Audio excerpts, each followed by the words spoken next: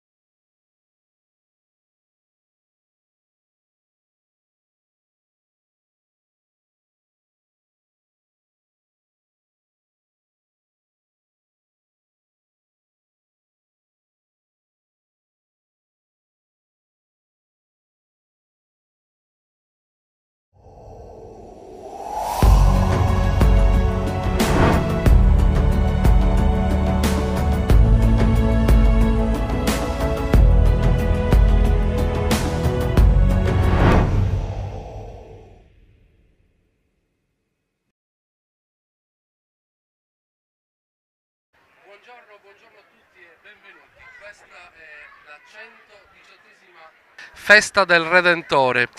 Molto contenti di essere qua. Io sono Tore Cubeddu e sono in compagnia di Franca Rosa Contu e di Omoronis. Buongiorno a voi.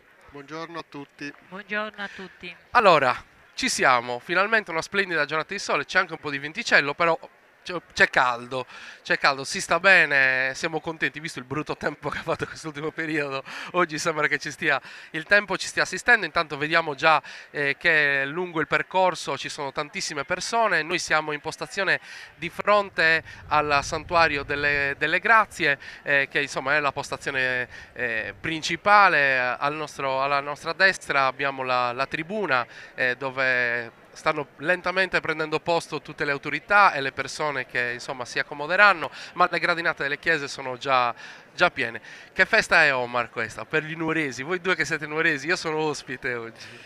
Vabbè, il Redentore, come si sa, è una festa grande perché è una festa che coinvolge tantissime persone, quindi al di là della sua origine, di come è stata creata all'inizio del Novecento, c'è da dire che è diventata nel tempo un catalizzatore fortissimo, anche se vogliamo, di energie belle e positive della città, non solo della città di Nuoro, ma di tutto il circondario, di tutta la Sardegna, direi. È una festa di unione, diciamo, di comunione, di condivisione, quindi in questo senso penso che sia un momento piuttosto significativo dell'intera stagione di ricorrenze, che in Sardegna è sempre piuttosto ricca, ricordiamo. Abbastanza. No, poi ricordiamo insomma che la festa vera e propria è il 29 agosto, Certo. si festeggia insomma il fatto che si è eretta questa statua al Redentore, era stata una volontà di Leone XIII erigere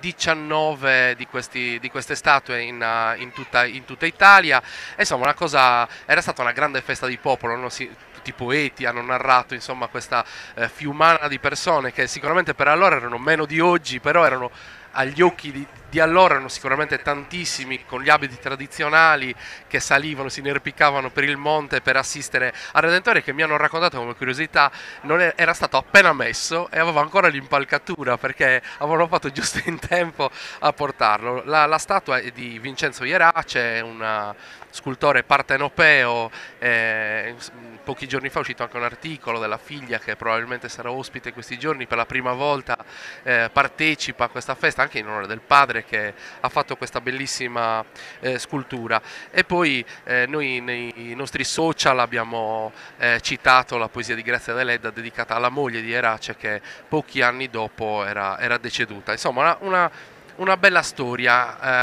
importante. Però, Franca, questo è un evento del costume tradizionale, degli abiti tradizionali, perché la cosa più bella è che tutti i paesi che partecipano portano la loro identità di paese. Quindi cosa vuol dire per Nuoro raccogliere questi colori?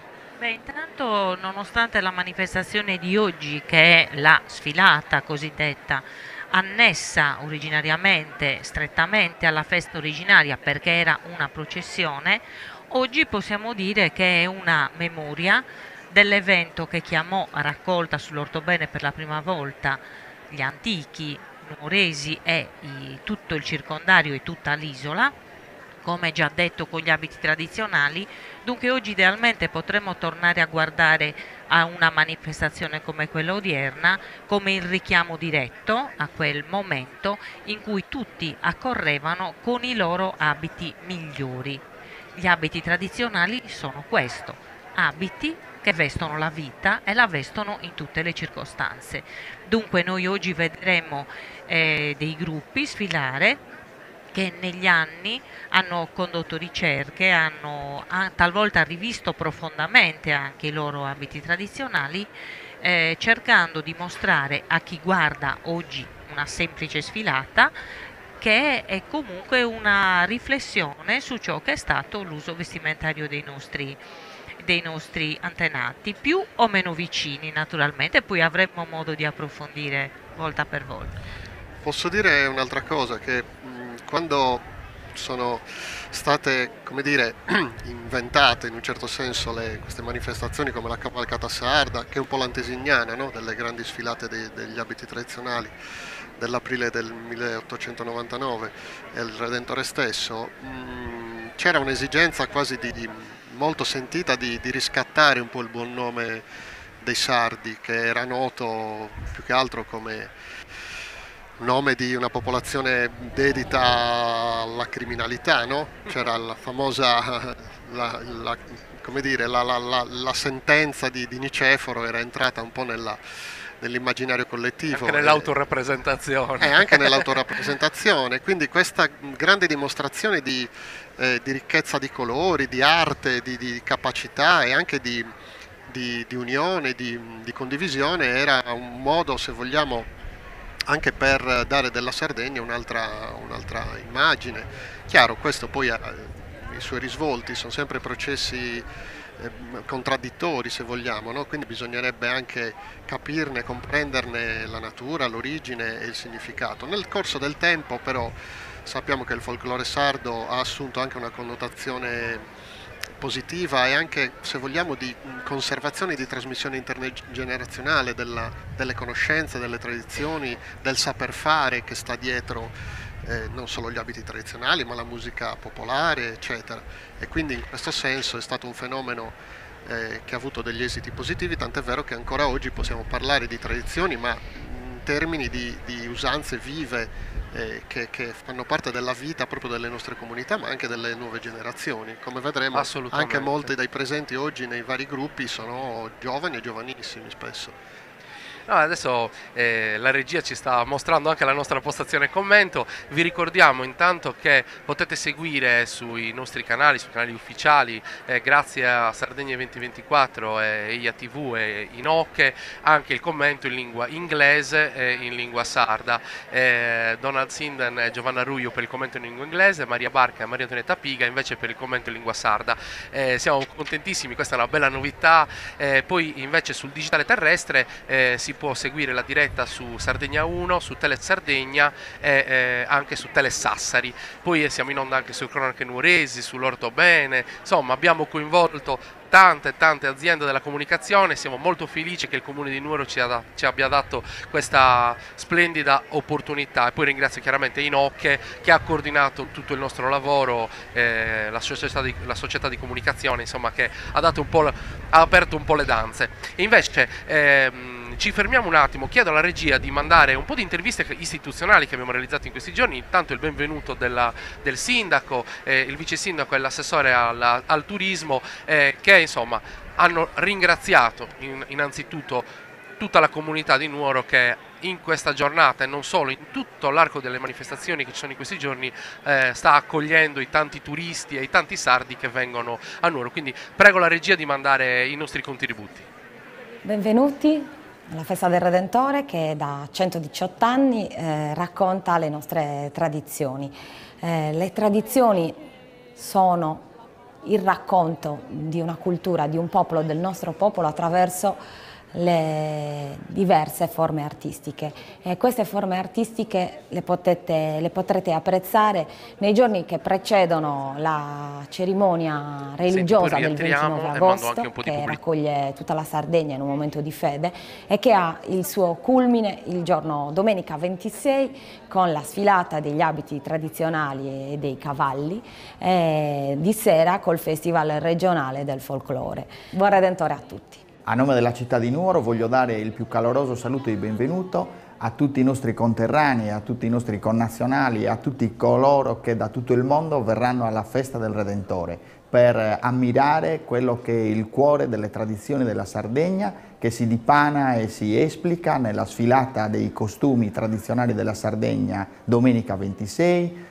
continua o anzi è anticipato dalla sfilata delle maschere tradizionali della Barbagia sabato 25 ed è poi incastonato in una miriade di eventi musicali, teatrali, di danza, di spettacolo e di folklore che arricchirà la nostra offerta per accogliere al meglio tutti coloro che vorranno prendere parte e fare un'esperienza nel cuore della Sardegna, nel cuore della Barbagia, nel cuore delle tradizioni. La statua del Redentore rappresenta da sempre e incarna i sentimenti di pace e di concordia, ma è stata negli anni anche fonte di grandissima ispirazione culturale per gli artisti non solamente locali, ma di tutto il mondo. Quindi la festa del Redentore è sicuramente una festa di pace, ma è anche una festa di tradizioni, di connessioni culturali. L'augurio che io voglio fare a tutta la Sardegna e a tutti i visitatori che saranno a Nuoro è che questo evento rappresenti di nuovo e da questo evento si diffondano i messaggi di pace e di concordia in questi tempi sicuramente molto difficili, ma che il Redentore torni ad essere davvero una fonte di ispirazione culturale per tutti gli artisti del mondo. Buon Redentore a tutti. Benvenuti alla Festa del Redentore che da... Eccoci, siamo tornati. Come dicevo, siamo alle Grazie, davanti a noi c'è questo splendido santuario edificato negli anni 50. Omar, è una chiesa sicuramente tanto in granito, che è una pietra che insomma la Sardegna conosce abbastanza.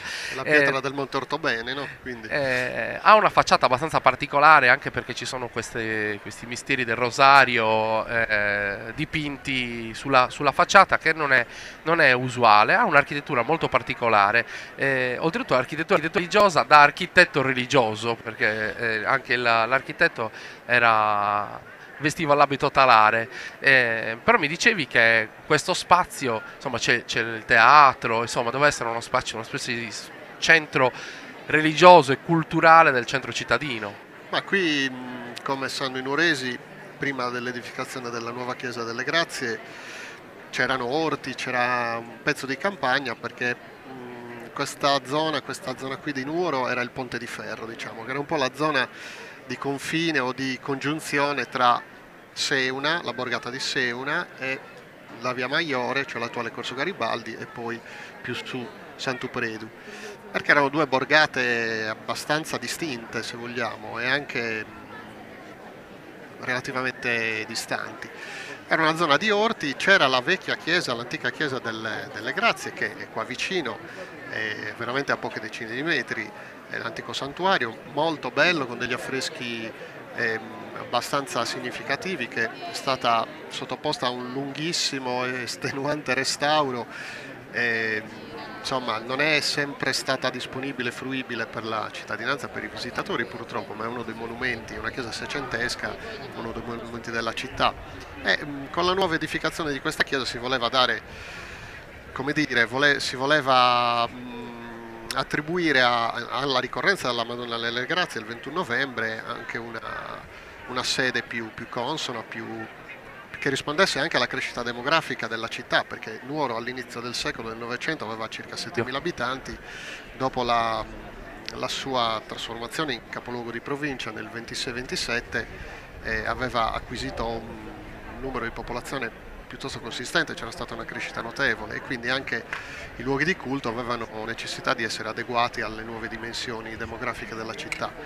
Questa è un po' una delle ragioni per questo sforzo anche economico che era stato fatto per costruire questo nuovo tempio, di fronte al quale, non dimentichiamo, sorge il Palazzo degli Impiegati, che era appunto il simbolo dell'edificazione di Nuoro a provincia, un palazzo appunto degli anni 20 in cui arrivarono ad abitare soprattutto le famiglie dei nuovi impiegati, dei nuovi funzionari, insomma il nuovo personale dell'ente territoriale che era stato appena ricostituito. E quindi c'è questo richiamo tra il Palazzo degli Impiegati e la nuova Chiesa delle Grazie, che ci dà un po' il senso della nuova Nuoro novecentesca, ecco, rispetto alla città e ai suoi nuclei storici più antichi. Franca? Sì, volevo aggiungere che da semplice osservatrice dell'architettura e conoscendo, come dire, la storia del vecchio santuario, osserviamo che la facciata del vecchio santuario guarda all'esterno della cinta urbana verso i campi, e si trattava per l'appunto di una chiesa quasi campestre, una chiesa che accoglieva i viandanti di passaggio che transitavano da Nuoro ma non entrando in città, nella quale si svolgevano attività tipiche dei santuari, di piccolo commercio e così via. Una chiesa che probabilmente, dedicata alla Vergine delle Grazie, era in passato dedicata alla Vergine del Buon Cammino, cioè santuari di questa natura sono proprio volti all'esterno. Significativamente il nuovo santuario che guarda il Palazzo degli Impiegati è il segno appunto dei tempi nuovi, di una città che guarda se stessa, che matura, che cresce, e da questa maturazione derivano poi e deriveranno anche tanti altri risvolti di tipo sociale ed economico, i cui riflessi vedremo anche nell'abbigliamento tradizionale, naturalmente.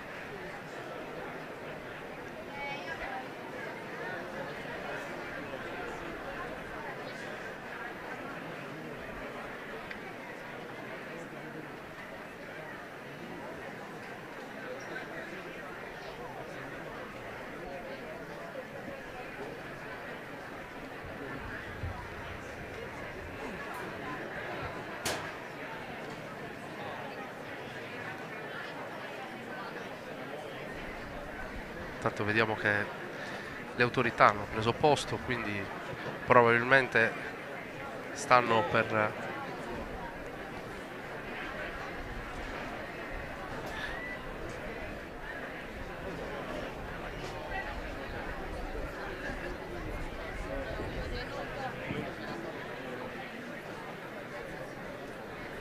Un giovane pallido e romaso, che non invoca ia, sanno e vergine l'arde parna. Guarda le tue amiche, guarda. Papà, guarda. E mentre noi siamo qua a goderci questo bellissimo sole e ascoltare buona musica sarda, le tue amiche pascolano, sei contenta? Ma lo sai che Energia valorizza la tradizione sarda? Eia! Eia Energia!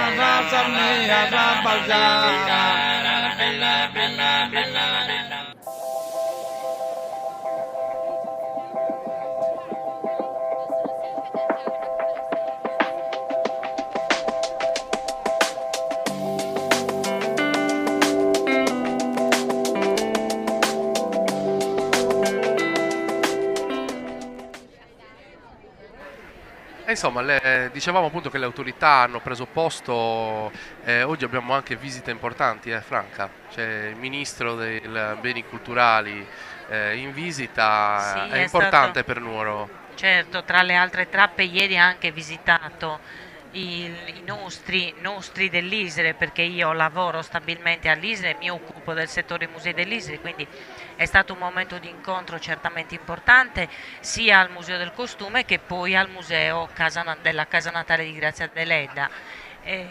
Due tappe che ho notato il Ministro ha voluto fortemente, si è interessato molto, e devo dire mi pare abbia anche apprezzato sia gli allestimenti sia comunque il risalto che noi cerchiamo, operando quotidianamente in queste strutture, di dare alla cultura non soltanto nuorese ma ovviamente cittadina, essendo l'ISRE, l'Istituto Superiore Regionale Etnografico Sardo, ente strumentale della regione che ha sede unica a Nuoro ma competenza territoriale su tutta la Sardegna, e non soltanto deve anche e vuole aprirsi, e questo fa abitualmente, ai rapporti con le culture di tutto il bacino del Mediterraneo, sia per quanto riguarda gli aspetti tradizionali del passato che dell'antropologia e della trasformazione dei tempi e quindi della nostra contemporaneità.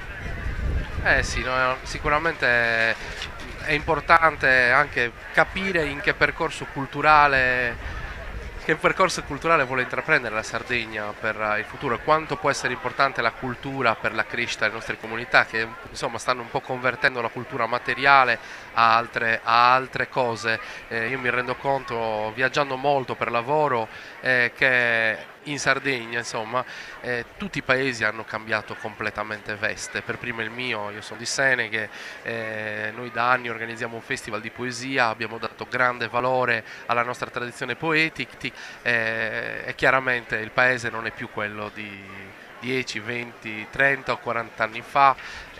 La cosa che sorprende, e lì do ragione a Omar, e chiaramente questa è materia più di Franca Rosa, è sorprendente come nei nostri paesi i ragazzi più giovani si stiano riappropriando in maniera molto cosciente delle proprie radici, cosa che c'è stato un momento in cui avevo perso quasi le speranze, no? Pensavo tanto ormai nessuno più si interesserà, invece da noi, no, so ballo in Sabarza, sono tutti ragazzi sotto i 30, allora a quel punto dici, beh, forse qualcosa è cambiato, c'è nella testa proprio delle persone.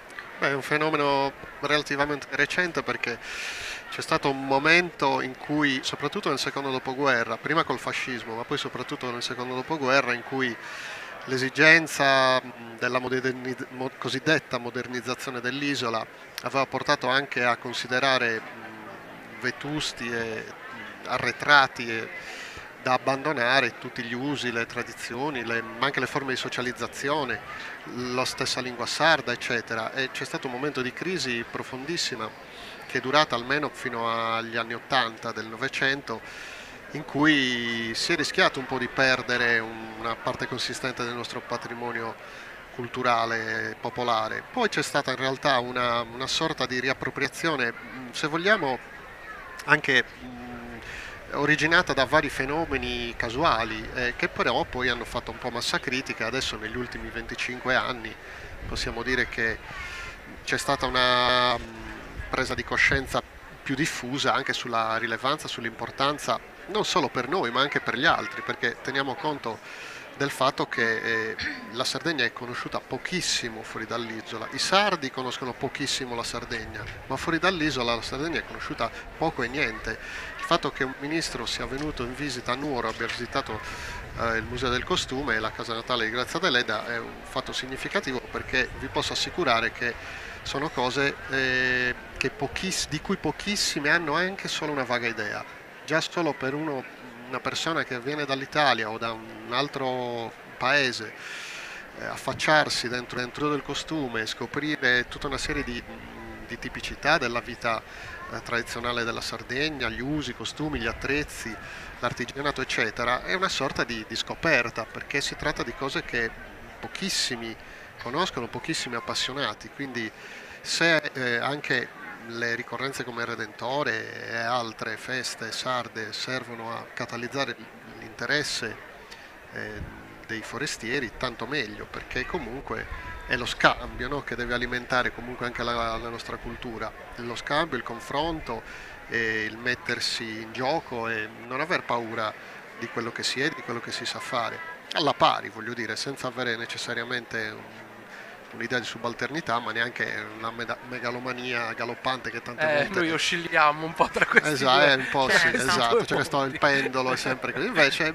normali, ecco, diciamo una sana normalità che abbiamo tanto da offrire, da dire, da far vedere agli altri, ed è giusto che noi stessi siamo consapevoli del valore delle nostre cose. Beh, come tu sai, Omar, io ho fatto l'università a Monaco di Baviera e poi a Torino, quindi questa esperienza del provare a raccontare ogni volta da dove arrivo ce l'ho proprio, e tu che vivi a Trento uguale, insomma, ce l'abbiamo proprio, lo dobbiamo fare, è un nostro dovere istituzionale rappresentare la Sardegna in ogni posto dove andiamo. Ed è vero che non è conosciuta anche per vicende diverse. Noi facciamo parte di tanti network che si occupano di lingua e cultura sarda, come tante altre minoranze che ci sono in Europa, e scapita spesso di partecipare a congressi internazionali fuori recentemente sono stato a Belfast e a Valencia, e la situazione sarda, se non agli addetti ai lavori, non è assolutamente conosciuta, anzi diciamo che la gente comune scambia Sardegna, Sicilia, Corsica e quant'altro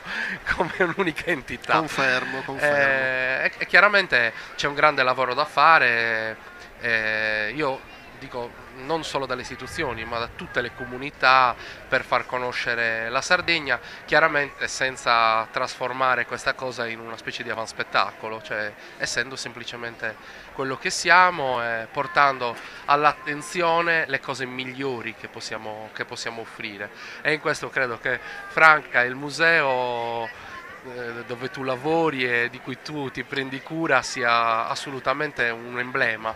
Ti chiedo, ma per esempio io ho visitato tante volte la casa di Grazia Deledda, ci ho fatto anni fa trasmissioni televisive, insomma è un posto bellissimo, magico, anche lo studiolo, insomma ti fa viaggiare un po'. Quanti visitatori ha c'è un interesse crescente, anche perché la figura di Grazia Deledda insomma, è nota. Allora, l'interesse devo dire che è sempre più crescente, nel senso che noi quando ci attestiamo sui 20.000 visitatori in continuo aumento, sembrano numeri da poco, ma le case di scrittori e le case musei non hanno i numeri dei visitatori che possono vantare strutture, non per nulla togliere, ogni luogo ha una sua caratteristica, un suo pregio, è inutile fare gare del chi più ne ha. Ecco, io su questo cerco sempre di dire, noi lavoriamo per avere il maggior numero di presenze possibile, ma considerando che queste presenze sono appunto lo specchio di un interesse verso l'argomento, non perché dobbiamo fare gara con altre istituzioni museali che hanno finalità, scopi, posizioni anche geografiche completamente differenti e dunque paragoni assolutamente imparagonabili. Dunque la casa di una scrittrice, che è una scrittrice sarda, italiana, mondiale, certamente lo è, che noi abbiamo voluto riportare a Nuoro, prima di tutto come nuorese, perché il rapporto tormentato, diciamo così, di Grazia Deledda con Nuoro aveva lasciato delle tracce, no? E dunque alla fine il museo poteva essere solo il guscio, la sua casa, all'interno della quale opere, trattati di critica letteraria, eccetera, dialogavano soltanto con un utente di media o alta cultura.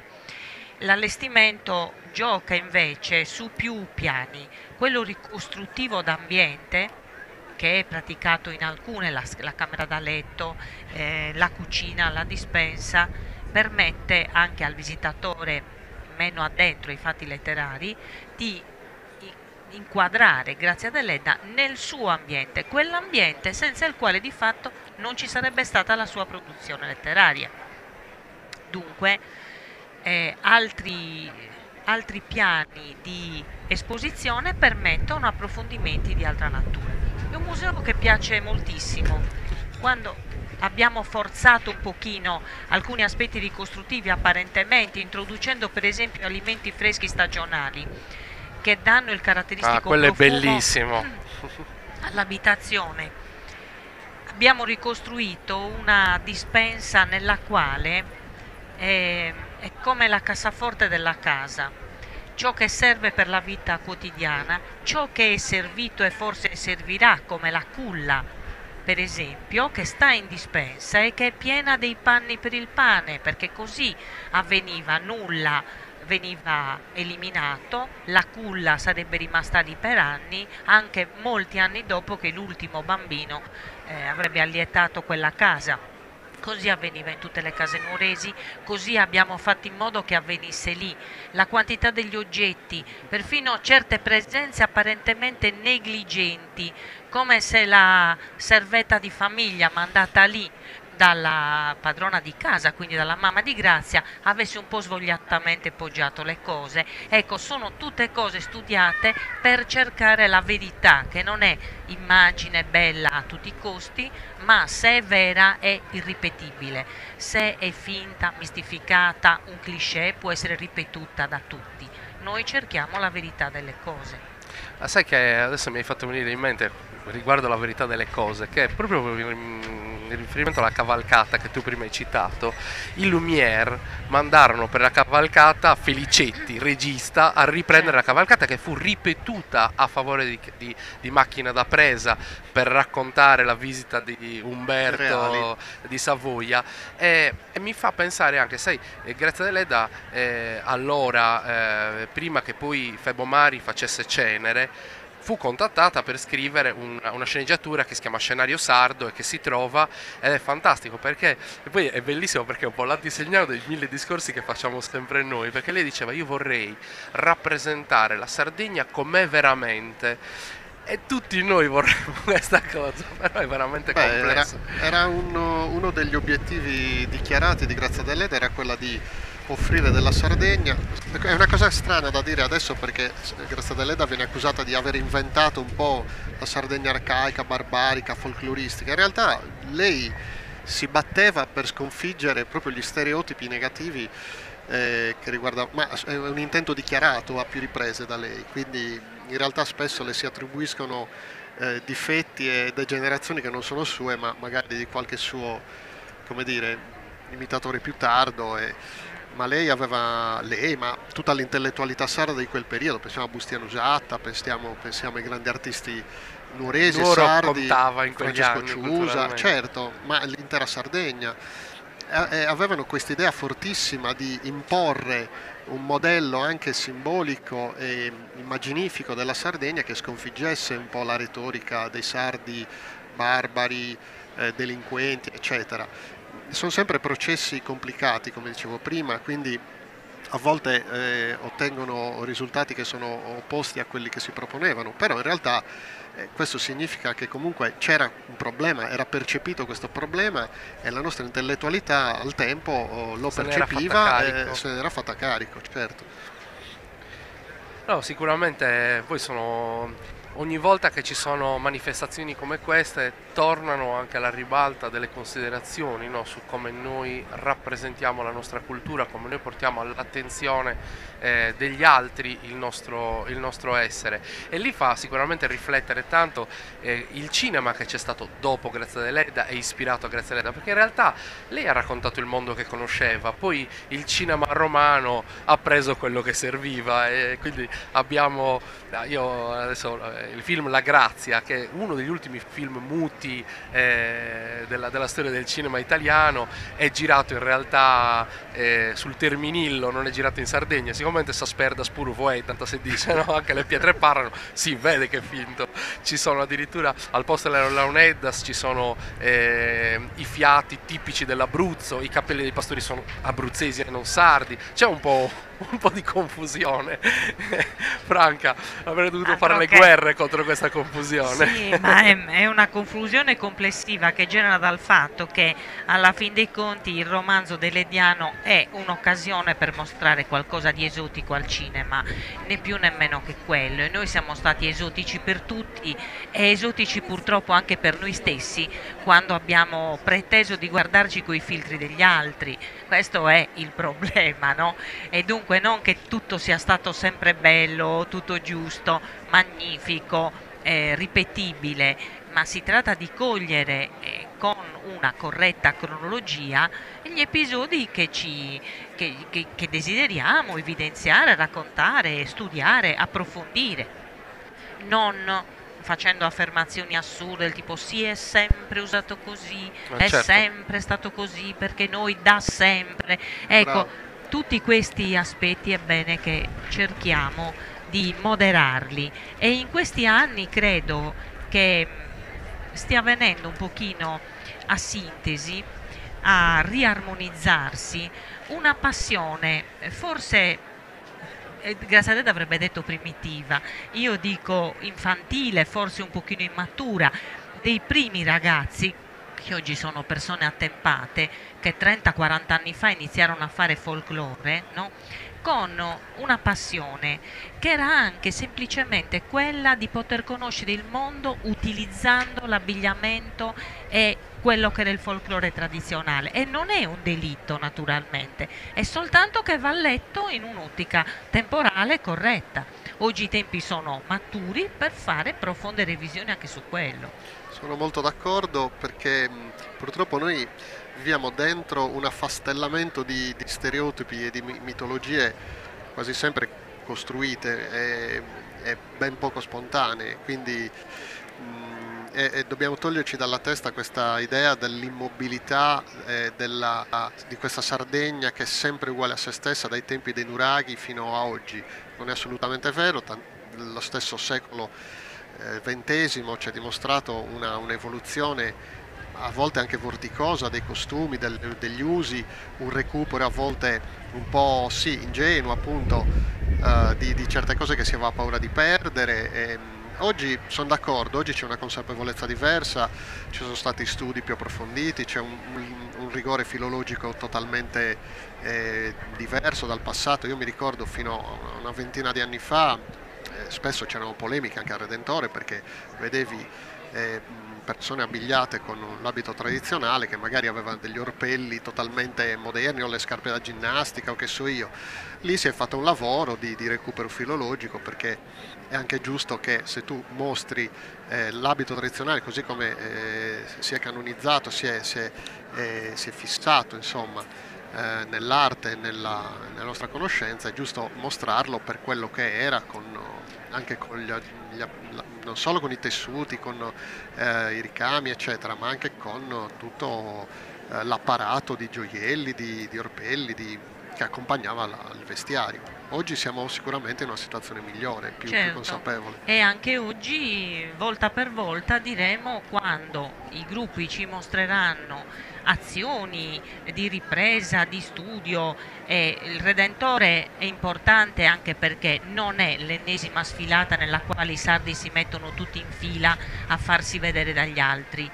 Il Redentore è uno dei pochi luoghi, forse insieme a Sant'Efisio, in cui i sardi si mettono in fila per farsi vedere dai sardi e per attivare una critica interna. Io credo che questo sia molto positivo, fuori dalle polemiche, dalle beghe locali, dai campanili che non ci riguardano. Questo è l'importante.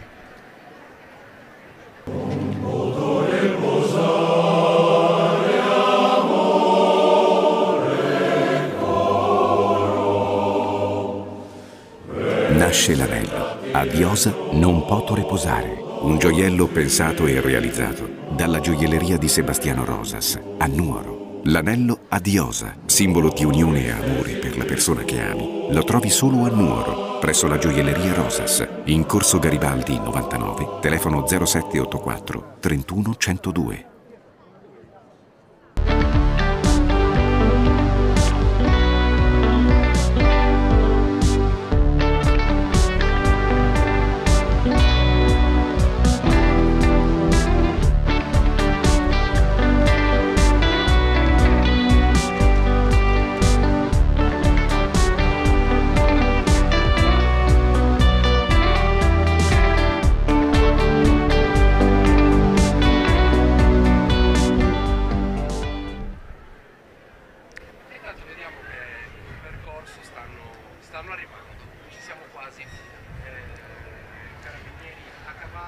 Aprono la sfilata, dietro il carro a buoi che apre il corteo con i costumi di no.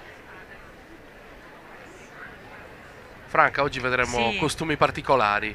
Beh, intanto il carro che vediamo, non so, adesso non lo vedo abbastanza bene, ospita sicuramente abiti nuoresi ed è certamente l'emblema di quello che fu il trasporto della statua del Redentore al Monte Ortobene. Se uno si chiede perché c'è questo carro a buoi, è una semplice citazione, tornando al discorso di colore locale. Abbiamo voglia di mostrare un gioco di magnifici buoi che erano, ricordiamolo, le Ferrari dei nostri bisnonni, dei nostri nonni no, data la nostra età. Erano il mezzo di trasporto che permetteva tutte le attività agricole, pastorali, edilizie dei luoghi, e lo stesso Redentore fu portato al Monte Ortobene da un corteo di carri di questo tipo. Dunque il carro sta a ricordare ancora una volta che queste sono le origini del Redentore. Primissimo viaggio.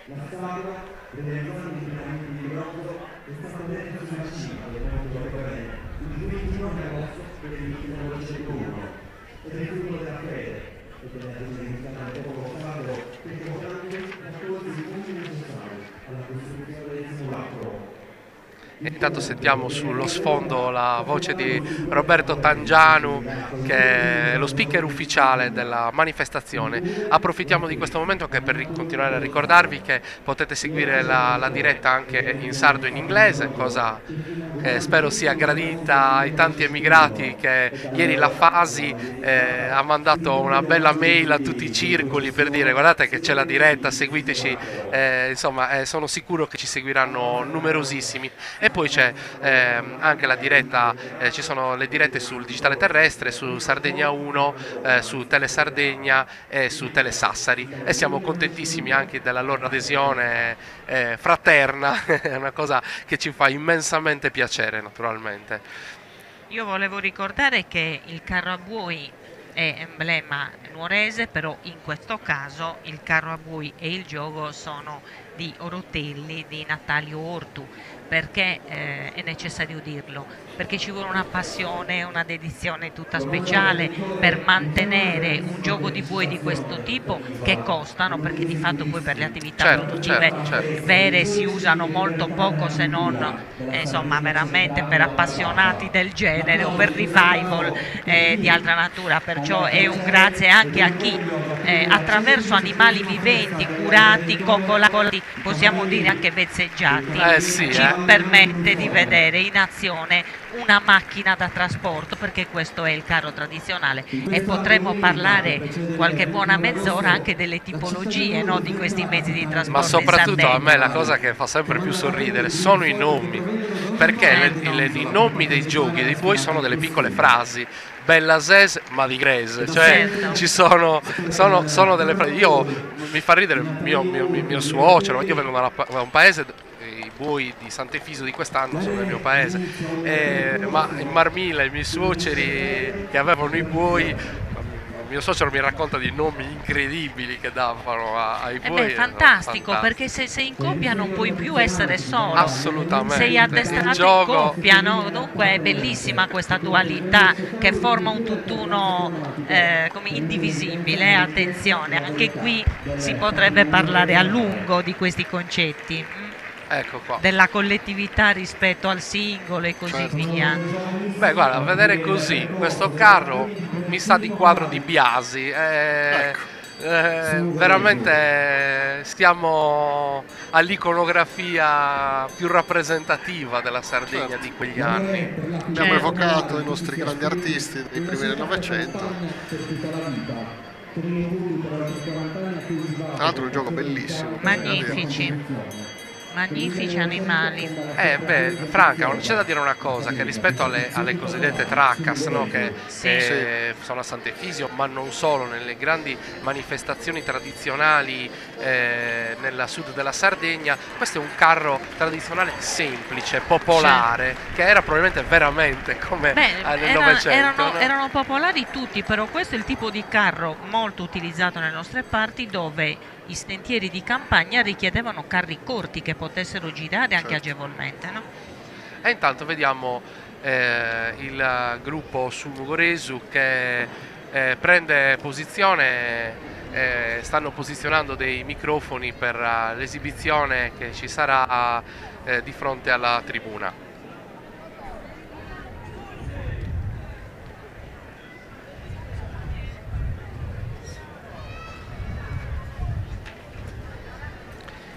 Eseguiranno Ninna Nanna, testo e musica di Tonino Puddu, e dirige il maestro Michele Turnu. E l'intreccio di voci che caratterizza ora questo momento: Ninna Nanna, testo e musica di Tonino Puddu, dirige il maestro Michele Turnu.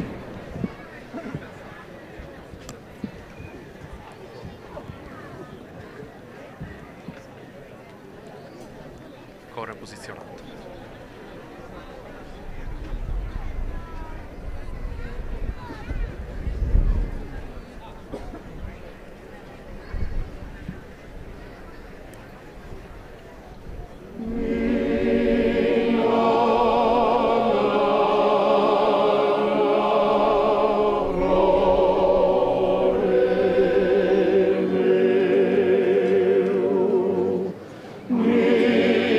No.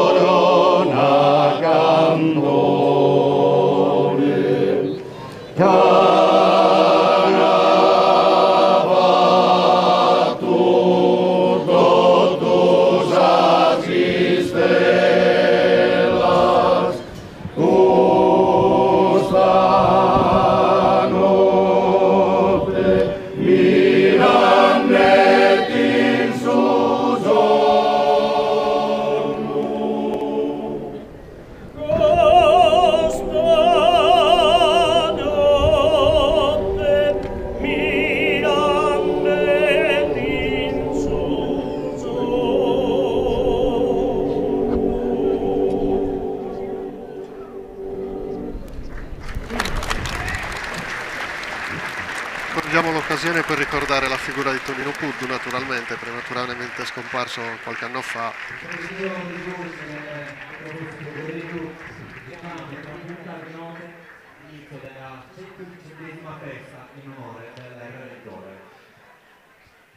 Beh, suggestivo sicuramente, i cori polifonici di Nuoro sono un tesoro. Sì, potremmo aprire una parentesi lunghissima di circa Su un come paio di giorni come arriva questo tipo di canto, dici? su tutto, il suo rapporto dialettico col canto a tenore, la tradizione che si è creata nel frattempo. Eh sì, sono tradizioni che ormai corrono parallele. Corrono parallele con avvicinamenti, allontanamenti, ma ormai fa parte decisamente della cultura nuorese e non solo nuorese.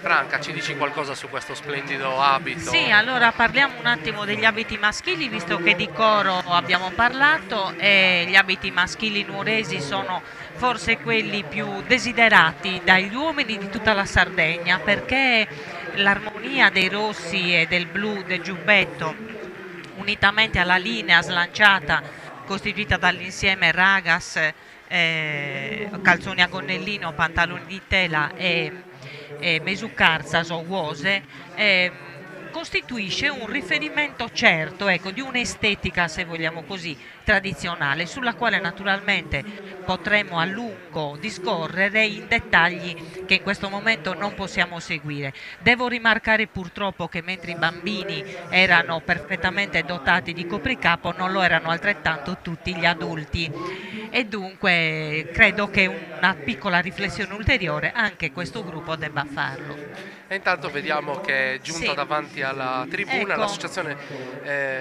folclorico-culturale Nugoresas. Qui noi già iniziamo a vedere alcuni abiti.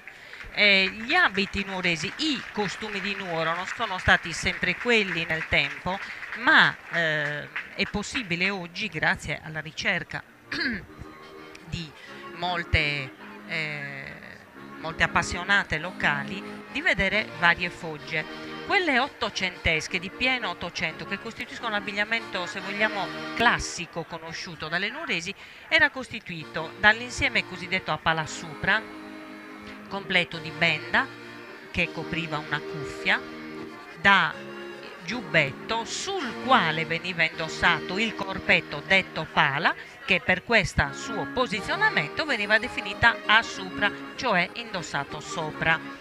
Seguiva la gonna di orbace a pieghe larghe, nell'insieme vestimentario ottocentesco doveva sfiorare il terreno, essere di volumi e ampiezze tali da enfatizzare quello che costituiva l'interesse estetico del tempo.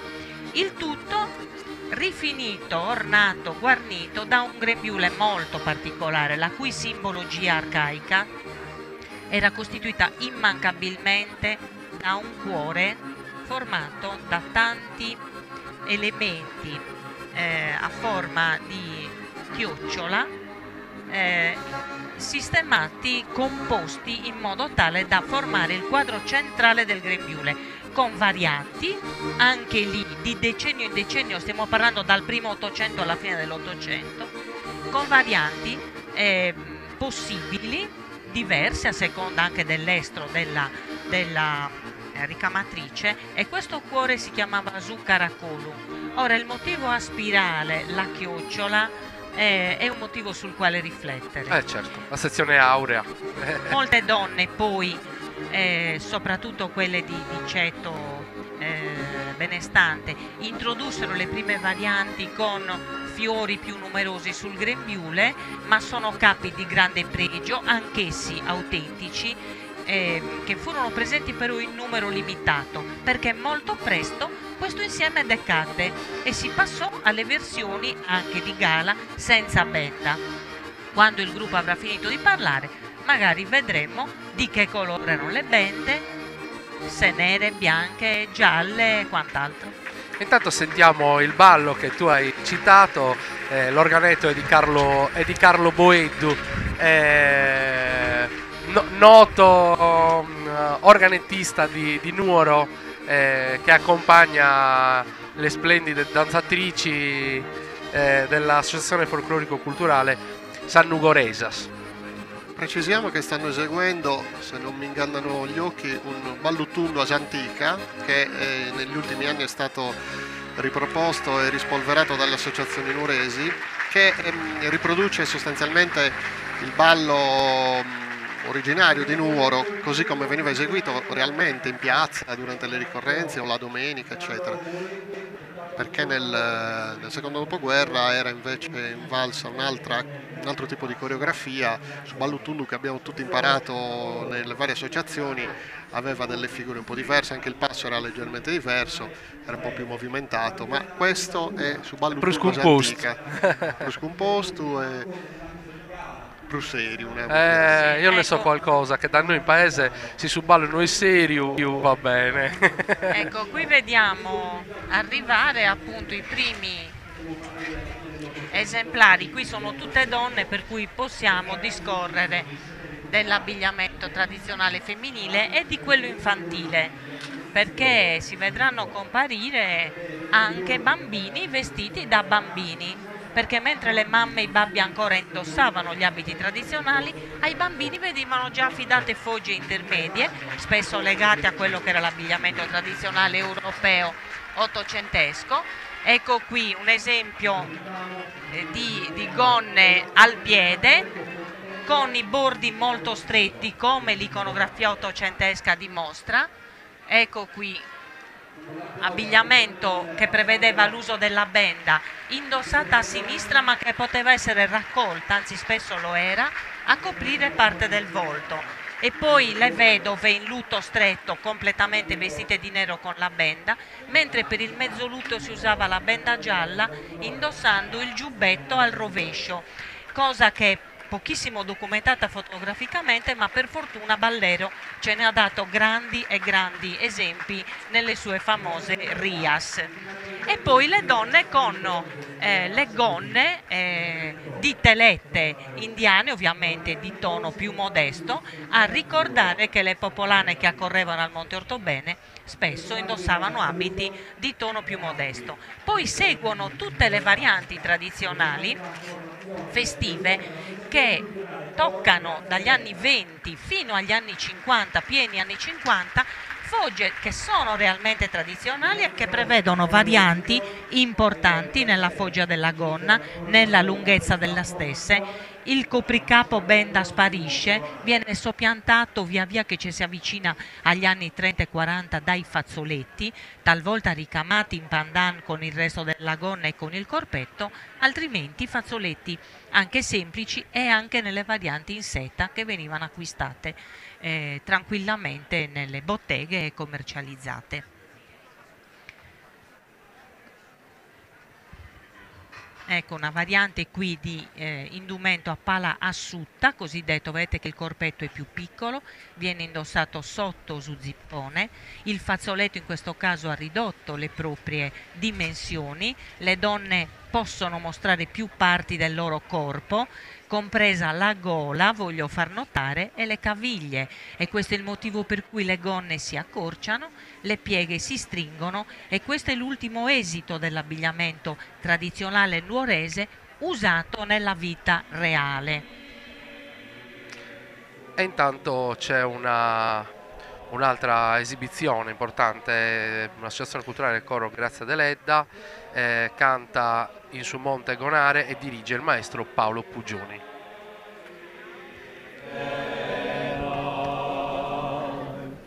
Ti canto a noi.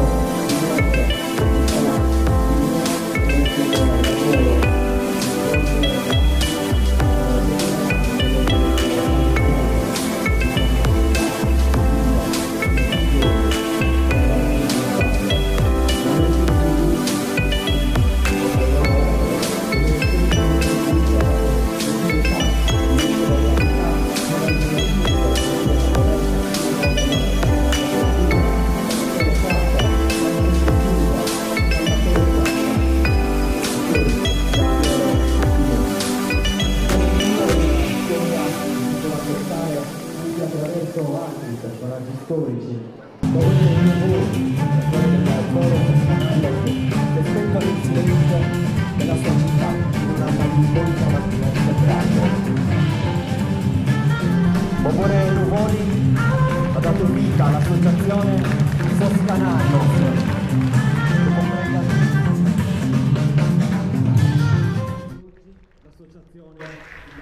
E vediamo l'associazione Ballo Soscanarios di Bobore Nuvoli, anche loro faranno un ballo. Ancora costumi di nuovo, una varietà veramente grande, Franca. Sì, dobbiamo intanto dare merito al coro precedente che abbiamo visto indossare tutti i Salverritas, mentre manca non soltanto a questo gruppo ma a moltissimi dei nuoresi un altro elemento che era la sopravveste, di cui magari parleremo quando ne vedremo qualcuna. Intanto fanno un dillu sì, all'organetto Davide Ruiu.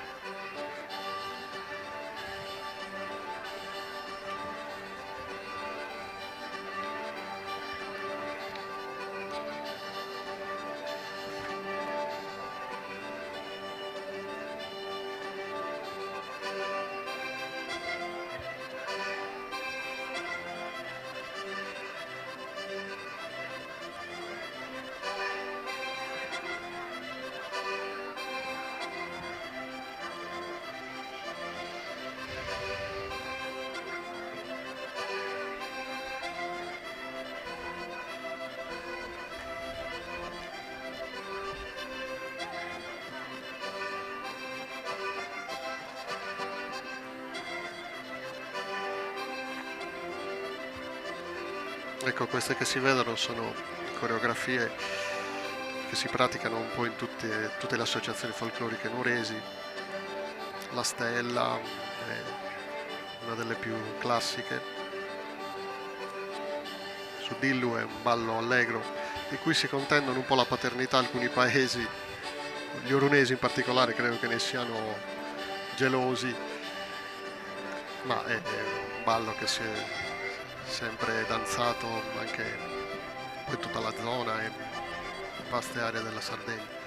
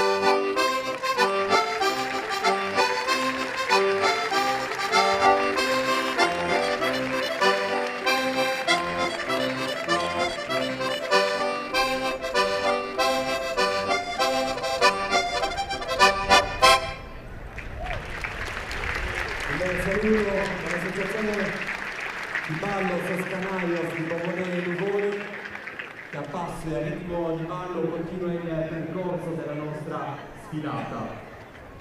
Numero era Città del Redentore, centro di cultura e tradizioni popolari, i colori dei costumi, il canto tenore corale.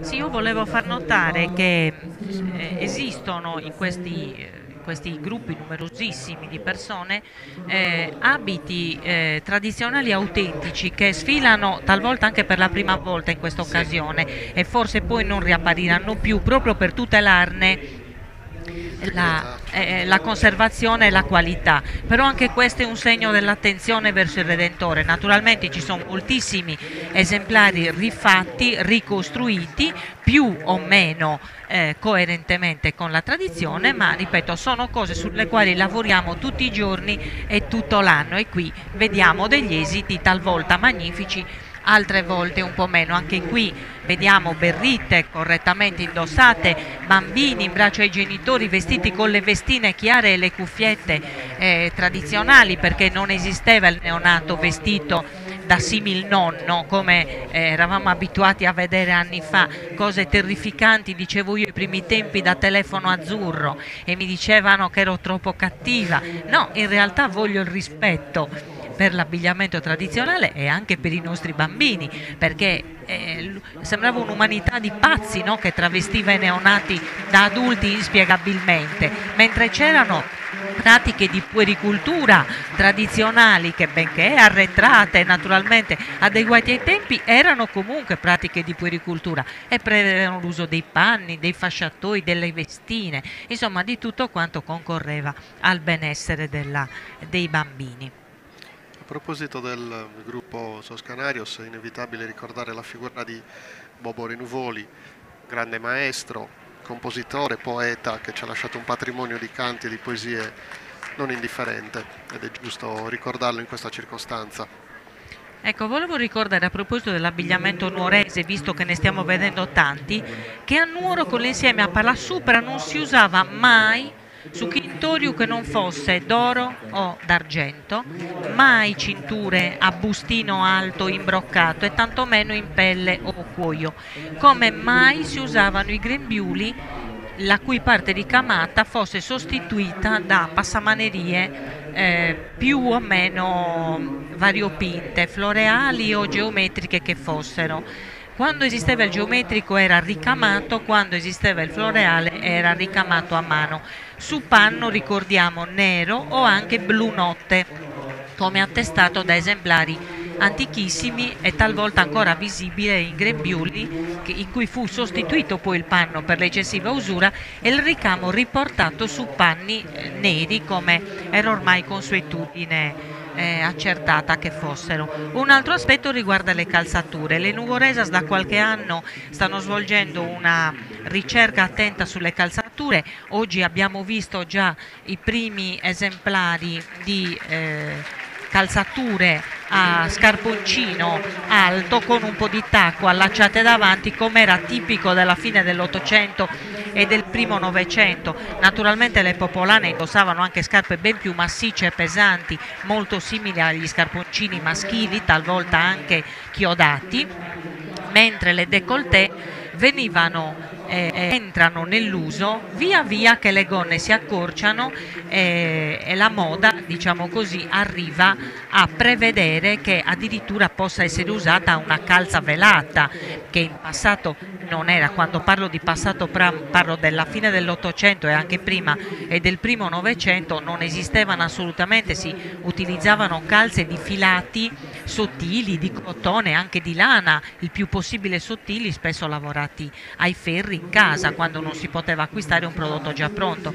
La calza velata nel costume si introduce quando le prime benestanti iniziano a comprare le calze di seta vera, e allora si può abbinare anche la scarpa, che per il matrimonio può essere anche acquistata nel negozio, quindi non fatta dall'artigiano, ed è un altro segno dei tempi. I collari, no, che erano qui, vendevano le scarpe da tempo. Ed ecco qua Arizzo, sì, gruppo folk Tegile di Arizzo, anche questo è un abbigliamento meraviglioso. Sì. decisamente siamo in presenza di un archetipo, ecco, tradizionale, che vede una differenza. Poi parleremo delle gonne, ma qui ne dobbiamo parlare perché qui vediamo delle gonne strette. Sono le gonne che fecero sorprendere i viaggiatori in Sardegna. La Marmora o bresciani scrissero che erano addirittura indecenti, così attaccati ai fianchi, che cosa orripilante. In realtà erano le madri di gonne di cui vedremo poi altri esiti, gonne a sacco, cioè in sostanza moduli rettangolari che venivano adattati sui fianchi con dei lacci e poi guarniti nei secoli, anche qui con modifiche che possiamo cogliere di decennio in decennio. Ecco bene tutti intanto. Sì, qui siamo passati. Sascomares de Santo Ioanne, bellissimo Dalla gruppo costiera. femminile nato proprio sotto l'egida di San Giovanni, quindi 24 giugno con tutta la simbologia annessa e connessa. Tu compare Santo Giovanni Froise, non ne hai? Ma non è, io non ne ho, però si saltava il fuoco, si stringevano. A Sene che l'ho lasciato di questo compare. A Nuoro questa cosa non aveva tanto, non c'era una tradizione dei fuochi di San Giovanni e tantomeno di saltarli insieme. Però per esempio in Magomadas, il paese di mia madre, sì, ed era un'usanza, la festa grande di Magomadas era San Giovanni, quindi in questo caso appunto il gruppo di Benetutti è sotto la protezione. Anche questo è un abbigliamento ancora particolare, tanto la gonna. Certo, intanto qui segnatamente abbiamo due tipi diversi di giubbetto femminile, quello con le perline e quello a formare una sorta di frangia molto colorata su velluti di seta spesso di grandissima qualità, e l'altro invece che è quello a zippone di foggia più arcaica, in panno, rivestito e ornato con tessuti broccati spesso di grande pregio, ma l'abbinamento importante e caratterizzante è quello che sul capo vede la struttura di fazzoletto cui si sovrappone una benda inamidata e indossata in modo ancora diverso che a Nuoro. Il capitolo benda, avremo modo di parlarne via via che la sfilata prenderà corpo. Il capitolo bende è un capitolo interessantissimo. Le bende erano indumenti per coprire il capo che di norma non venivano mai indossati sulla testa nuda, neanche sulla cocciatura raccolta, ma prevedevano praticamente sempre la presenza di un altro indumento, la cuffia, o di fazzoletti annodati e portati a raccogliere i capelli come una cuffia, oppure di fazzoletti che intrecciati ai capelli costituivano la struttura portante quando le bende, come nel Goceano si usa, assumessero proporzioni particolari che vedremo e svilupperemo meglio poi quando vedremo Anela e così via. Intanto vediamo che sta passando davanti alla nostra postazione l'associazione culturale Sasprennas di Bitti. Siamo ancora in Barbagia, ci siamo spostati un po' più a settentrione.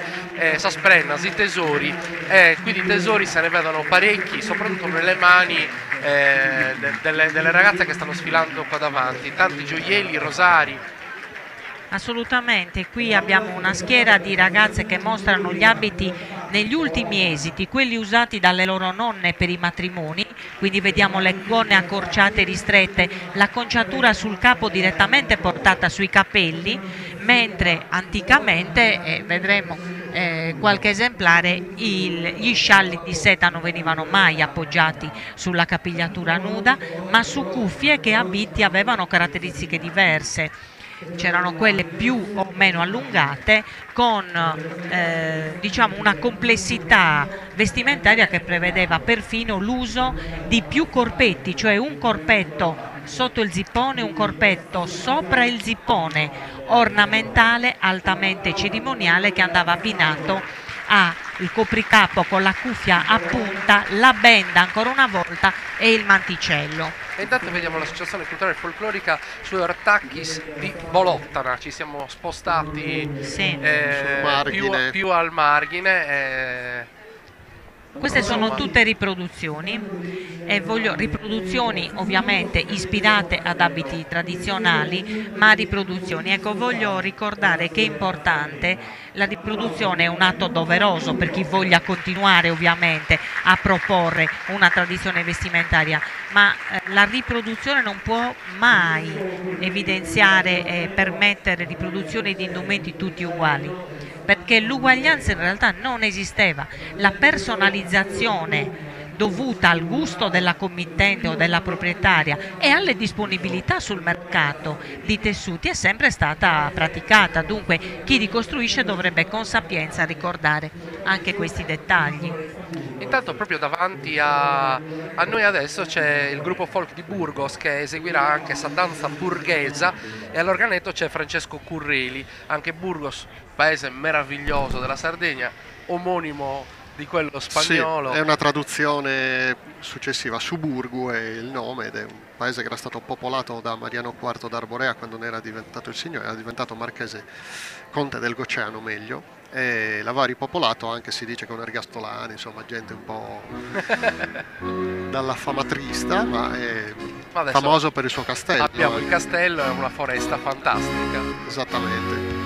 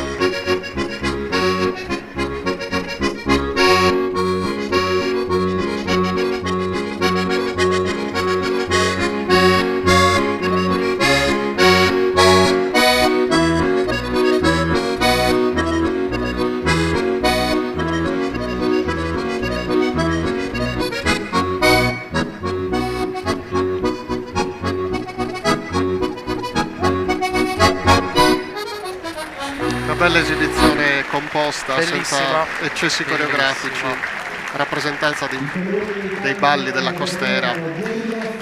È da notare come le varie zone della Sardegna abbiano delle usanze di danza, di ballo collettivo abbastanza simili tra paesi vicini, e però ognuno ha la sua declinazione, le sue peculiarità. E poi di solito ci sono anche dei balli sostanzialmente pansardi che vengono ballati un po' ovunque. Ecco, proseguendo nel discorso sull'abbigliamento, abbiamo visto il giubbetto maschile nuorese completo di maniche nella zona del Goceno, è già il secondo gruppo che mostra invece un'altra variante, il corpetto smanicato, sul quale andava normalmente indossato un'altra sopravveste aperta sul davanti con le maniche lunghe, chiuse completamente, spesso dotate di cappuccio, e ne vediamo sfilare alcuni. Anche a Nuoro si usava sopra il giubbetto maschile il cosiddetto cappottino, poi c'erano su cappoteddu in sardo, caratterizzato da lavorazioni piuttosto complesse, e anche l'alternanza per le fodere in quasi tutti questo tipo di indumenti della Sardegna, delle calate laterali anteriori, in genere foderate di velluto o di panno e impunturate. E intanto vediamo qui si sta avvicinando il gruppo folk Busacchi. Il gruppo folk Busacchi Bella Mia è uno dei gruppi folk più, diciamo, storici del nostro folklore, diciamo così, di nuova generazione.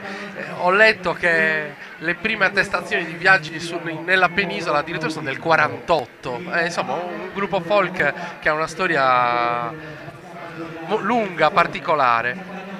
Beh, posso dire, giocavano facile, nel senso che Busacchi è uno di quei luoghi, come Desulo, che hanno conservato l'abito tradizionale nella vita reale, naturalmente con le modifiche, nel tempo più lungo possibile. Dunque in quegli anni erano in piena tradizione vestimentaria, non facevano proprio fatica a reperire i loro indumenti. Anche loro eseguiranno un ballo, su ballo, e all'organetto c'è Roberto Fadda. Ecco, ci spostiamo, siamo in Barigado, cambia anche il ballo.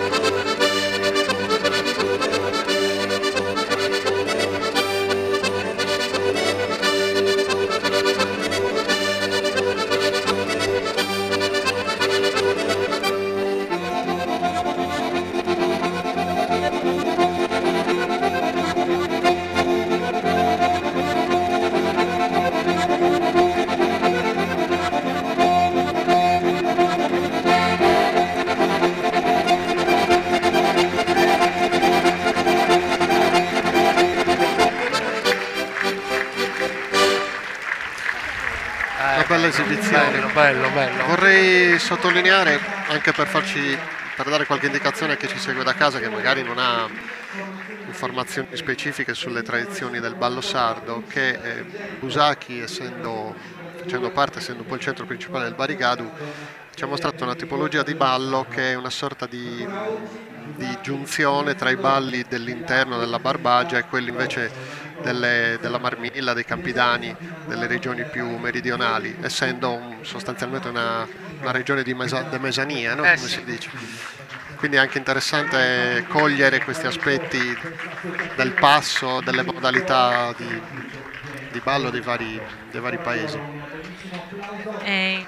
Voglio far notare come l'abito di gala massima di Busacchi, che corrisponde anche a quello nuziale, dunque da sposa, prevedeva l'uso della gonna di panno rosso, che prevede anche una lavorazione nel raccogliere le pieghe sul punto vita particolare e differente dalla gonna semifestiva o di mezza festa di panno nero che vediamo ugualmente rappresentata e che si indossa con un fazzoletto bianco di tela di cotone, mentre le maniche delle camicie in vista e anche il resto sono spessissimo in lino prodotto localmente. Busacchi ha una grandissima tradizione nella produzione del lino e dunque lo dimostra in ogni forma dell'abbigliamento. E intanto andiamo nel Sinis, siamo al gruppo folk Gli Scalzi di Cabras e io mi sento sempre un po' a casa quando vedo Gli Scalzi di Cabras. È uno di quei gruppi che ha chiaramente la particolarità evidente, Franco, cioè l'essere scalzi, qui la cultura materiale ha una ricaduta diretta proprio sull'abbigliamento. Certo, diciamo che questo gruppo raffigura una parte degli abitanti di Cabras come avrebbero indossato l'abito in occasioni particolari, perché non è che a Cabras andassero tutti scalzi, tutt'altro. A Cabras si calzavano e anche magnificamente se potevano, così come anche non andavano tutti in maniche di camicia, ma indossavano anche giubbini, giacchini a maniche lunghe di varie fogge, spesso di ispirazione anche borghese, in relazione allo stato sociale della proprietaria, anche dal periodo di utilizzazione. Ora gli scalzi sono una proposta, diciamo così, folcloristica ormai consolidata. Certo erano scalzi i pescatori, certo lo erano le popolane, certo lo erano in momenti devozionali particolari, ma esisteva tutta una casistica di vita che presupponeva assolutamente l'utilizzo delle calzature. E intanto siamo arrivati al gruppo folclorico Quartiere Villanova di Cagliari. Il ballo che state già sentendo è su Ballo Campidanesu e all'organetto c'è Davide Magia. Allora, la capitale con l'abbigliamento tradizionale, bello. Sì, è una cosa che a me ha sempre fatto piacere, questa riscoperta e questa partecipazione anche di Cagliari, Villanova in questo caso. Teniamo conto che Villanova è la borgata che si è raggiunta... È più paese, diciamo. Sì, la borgata di Cagliari, Stampace, Villanova e la stessa Marina erano quasi dei centri abitati a sé stanti ai piedi del castello e ciascuna ha la sua bella tradizione popolare, a volte anche una lingua particolare, specifica, che i vecchi cagliaritani riescono a distinguere molto facilmente, magari per noi è un po' più complicato. Sì, no, ma invito poi tutti, visto che si parla di tradizioni anche nella nostra capitale Cagliari, di andare proprio a Villanova per la Settimana Santa e vedere come Cagliari sia di fatto un paese, come si vive anche la Settimana Santa a Cagliari in una maniera incredibilmente simile a quella dei nostri paesi, come comunità che si riconosce in quella tradizione, con quei cori, con quei canti. Io l'ho vissuta per lavoro, facendo il giornalista ti capita poi di entrare in questi mondi e resti sorpreso, perché noi conosciamo il nostro mondo del siscravamento, della tradizione, poi a Cagliari ti sorprendi di questi piccoli vicoli dove si portano avanti tradizioni meravigliose che fanno assomigliare un po' tutta la Sardegna. Cagliari è una città sarda, contrariamente a quanto spesso si dice, è molto sarda, oltre al fatto banale di essere ubicata in Sardegna e abitata da sardi, ma c'è anche da dire che ormai gran parte della popolazione di Cagliari viene dal resto dell'isola, quindi certa retorica anticagliaritana spesso fa torto invece a una città che comunque è molto rappresentativa di tutta l'isola ed è comunque una città bellissima e ricca di cultura, di tradizione. Beh, è anche un momento per riflettere sul fatto che tutta l'isola ha riconosciuto al centro Sardegna il primato delle tradizioni, no?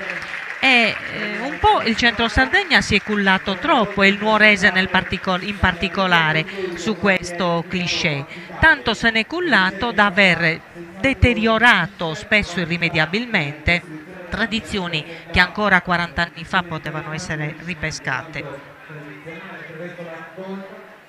Uno giovane pallido maso che non invoca ia sanno e vergine l'arde parna. Guarda le tue amiche, guarda. Guarda. E mentre noi siamo qua a goderci questo bellissimo sole e ascoltare buona musica sarda, le tue amiche pascolano, sei contenta? Ma lo sai che Energia valorizza la tradizione sarda? Eia Energia!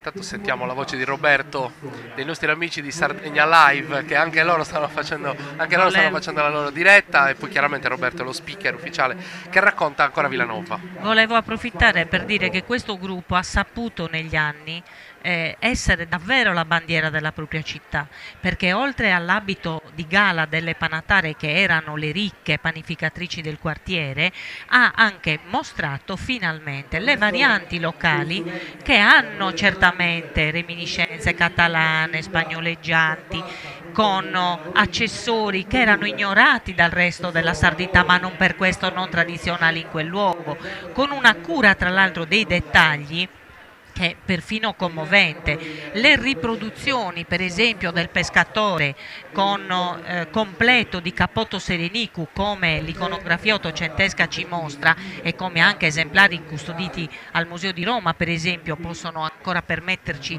di ritracciare, sono assolutamente encomiabili, per non parlare di un'altra cosa, la capacità che hanno avuto di dare corpo a queste ricostruzioni, strutturando anche il sotto dell'abito in modo da ridare volumi e credibilità a cose che altrimenti sarebbero risultate sui corpi viventi per caso, cosa che è stata un po' caratterizzante le prime manifestazioni di questi revival, no? Cioè si trovava un abito, me lo provo, magari aggiungo un gancio, mi sta, non mi sta, è corto, è stretto, è largo, e dunque questa casualità dava luogo ad una sciatteria alla quale purtroppo molti hanno continuato ad ispirarsi.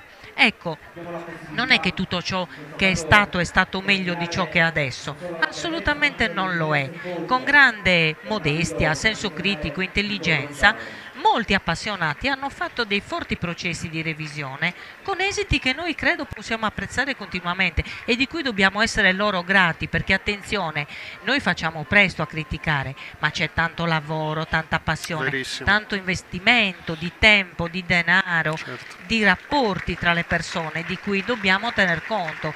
Questo è il vero valore del folklore, non ciò che è solo un apprezzamento di tipo estetico.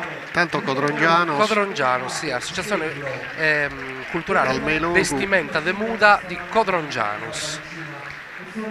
Sì, le Subito dopo vestimenta poi- dei Muda erano l'abito di gala, ciò che ci si mette quando ci si cambia per essere più belli, più eleganti, più a tono con l'occasione per la quale bisogna vestirsi, certamente. Entriamo in un'area di corpetti rigidi, che sono tipici di tutta l'area settentrionale e logudorese, con varianti locali importantissime, con copricapi. Qui vediamo, è facile parlare di veli per esempio, no? Il velo, il fazzoletto di seta si declinano in Sardegna in 1000 modi, possono essere lo stesso oggetto, che non dobbiamo vergognarci di dire viene dal Piemonte, viene dalla Francia, perché quando lo indossiamo noi è solo nostro, siamo noi che gli diamo l'impronta, non l'industria che l'ha fabbricato. Chiaramente. Ed ecco Desulo. Beh, questo è sicuramente uno degli abiti tradizionali più riconoscibili, Franca. Certo, lo è, e anche qui parente stretto nelle gonne delle donne degli abiti che abbiamo visto di Arezzo. Qui la gonna a sacco si è lentamente modificata, assumendo la pieghettatura posteriore che dà un pochino più di enfasi e garbo alla gonna a sacco propriamente detta. Le cuffiette immancabili, qui vediamo finalmente le ragazzine indossarla senza i fazzoletti, i manti o i cappucci, ma con la pettinatura, cioè le treccine munite di fiocco, che l'iconografia, la fotografia, i reporter, perché per Desulo abbiamo anche una strabiliante quantità di immagini d'epoca, sì. perché quest'epoca vestimentaria è durata fino ai nostri giorni di fatto. Poi i cappucci cerimoniali neri, che uno pensa siano vedovili, invece no, sono la massima gala, in panno, bordati di tessuti di seta e ricamati in nero con fili di seta policromi. E anche dei ricami bisogna parlare nell'enfatizzare, ecco, la presenza di queste strisce azzurre bordate parallelamente di ricami geometrici eseguiti con tecniche raffinatissime in cordoncini di seta, che devo dire negli abiti maschili hanno un pochino ecceduto, invadendo il campo e in qualche modo da un lato arricchendo ma dall'altro impoverendo di semplicità e finezza un abito che prevedeva, ricordiamo che Desulo è un paese freddo, per gli uomini la presenza delle pelli, della sopravveste smanicata di pelle di agnellino o di pecora quando l'indumento è un po' più grosso, e che accompagnava, come abbiamo visto qualche esemplare sfilare, gli abiti maschili. E intanto ci avviciniamo di nuovo a Cagliari. Dopo l'associazione culturale Gruppo Folk Sant'Antonio Abate di Desulo è il momento dell'associazione culturale e tradizioni popolari Isasrolas di Dolianova, quindi dalle Barbagie al Parteolla. Al Parteolla, Isasrolas, no, il luogo della trebbiatura del grano, tipico anche sì. Qua, nome molto vicino alla cultura materiale di questo centro, che è sicuramente ormai satellite della grande città metropolitana di Cagliari, ma che ha mantenuto una cultura materiale, l'olio, il vino e certe tradizioni in una maniera molto forte. Sì. Ecco, qui vediamo già intanto l'abito che abbiamo visto aprire il corteo, con un fazzoletto mucadore Tanau, si chiama in alcune zone, marrone stampato, di provenienza non certa in questo caso, ma certamente ispirata alle tele stampate prodotte a Genova in grandissima quantità e diffuse poi in tutta la Sardegna e il Campidano. E gli scialli di seta che abbiamo visto già qui utilizzati prima a Bitti, poi a Cagliari, ora li troviamo a Dolianova, ma utilizzati con modalità piegati a triangolo ma leggermente diversi. E Dolianova poi mostra l'abito di mezza gala, l'abito delle famiglie meno abbienti, con le gonne in bordatino rosso e blu, e di gala massima con il completo di panno e il velo sul capo. Spieghiamo anche che noi facciamo riferimento, collochiamo questi paesi in regioni. Prima abbiamo parlato del Barigadule, Barbagie, Parteolla, eccetera. Per lo più riproducono le antiche curadorias, i distretti amministrativi, fiscali e giudiziari dei regni giudicali medievali della Sardegna. Sono regioni storiche che hanno mantenuto una loro peculiarità nel corso del tempo, anche attraversando l'epoca spagnola e fino ai giorni nostri. Intanto vediamo Dorgali, l'associazione per le tradizioni popolari Tiscali di Dorgali, che farà anche un ballo su Balle Ischina, e all'organetto c'è Tore Delusso. Elegantissimi dorgalesi. Vediamo che qui le ragazze indossano la scarpa a cinturino incrociato, che era tipica del gusto delle donne dagli anni 30 in poi, e mantengono dunque fedelmente, perché i loro abiti a quella tradizione si ispirano. chiedo scusa, il ballo sarà eseguito stasera, invece io mi sono lasciato palco. prendere dalla visione dell'organetto, stavamo già muovendo i piedi, come si dice. Sì, ecco, gli uomini, in particolare l'abito, vedete, colorato col corpetto rosso, mentre quello tutto nero è quello tipico degli artigiani. A fianco a quello tutto nero un esemplare di Serenicu dorgalese, perché il termine Serenicu, che nasce propriamente per i capotari greci che operavano soprattutto a Cagliari, passa per definizione ai capi di abbigliamento lavorati all'orientale e che troviamo nelle versioni anche corte nelle zone come Dorgali. Ce n'è un esemplare d'epoca straordinario al Museo del Costume di Nuoro. E intanto stiamo vedendo sfilare davanti a noi anche l'associazione culturale Gruppo Folk Figulinas di Florinas, altro gruppo storico, insomma, che chi è un po' appassionato di cultura sarda, di folklore, conosce sicuramente. Sì, è un gruppo storico straordinario per la qualità degli abiti e per le manifestazioni di danza che propone. Devo dire che mi pare di vedere che qualche donna ha accolto il mio caloroso invito ad abbassare la enfasi delle pettinature a cucuzzolo. Infatti molte donne sono tornate alla forma arrotondata, alcune perseverano in queste forme a punta che non trova giustificazione alcuna nella documentazione di nessun periodo di Florinas né di altre zone del Goceano, perciò è una strada da ripercorrere, non credo che costi niente se non un piccolo sforzo di revisione del proprio modo di indossare gli abiti. Stiamo di nuovo in piena Barbagia, diciamo, siamo saliti sui monti, sfila adesso davanti a noi l'associazione culturale Bratallos di Fonni. Beonne. Allora, gli uomini fonnesi hanno il mio applauso perché da sempre continuano a indossare esaspeddes e faccio notare esaspeddes sagomate, vale a dire con il giusto taglio in corrispondenza del punto vita che permette l'aderenza al tronco e poi la scampanatura sulle ragas che a Fonni sono particolarmente ampie e così sono mantenute in una foggia ben documentata fin dal passato. Veramente indumenti dal profilo importantissimo. Fonni è uno dei centri nei quali i calzoni di tela si indossano fuori dalle uose per varie ragioni, ritengo perché in cotone pesante e spesso abbinati anche a un sottopantalone in orbace di lana che teneva ben calde le gambe e quindi era più pratico indossarli in questo modo. Tutti indossano le berritas, per le donne abbiamo visto le varianti di tutti i generi, comprese quelle con la benda.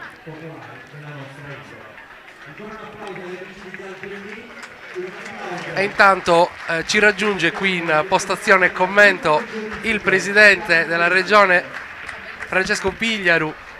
Presidente, benvenuto. Siamo molto contenti che ci abbia raggiunto qui da noi.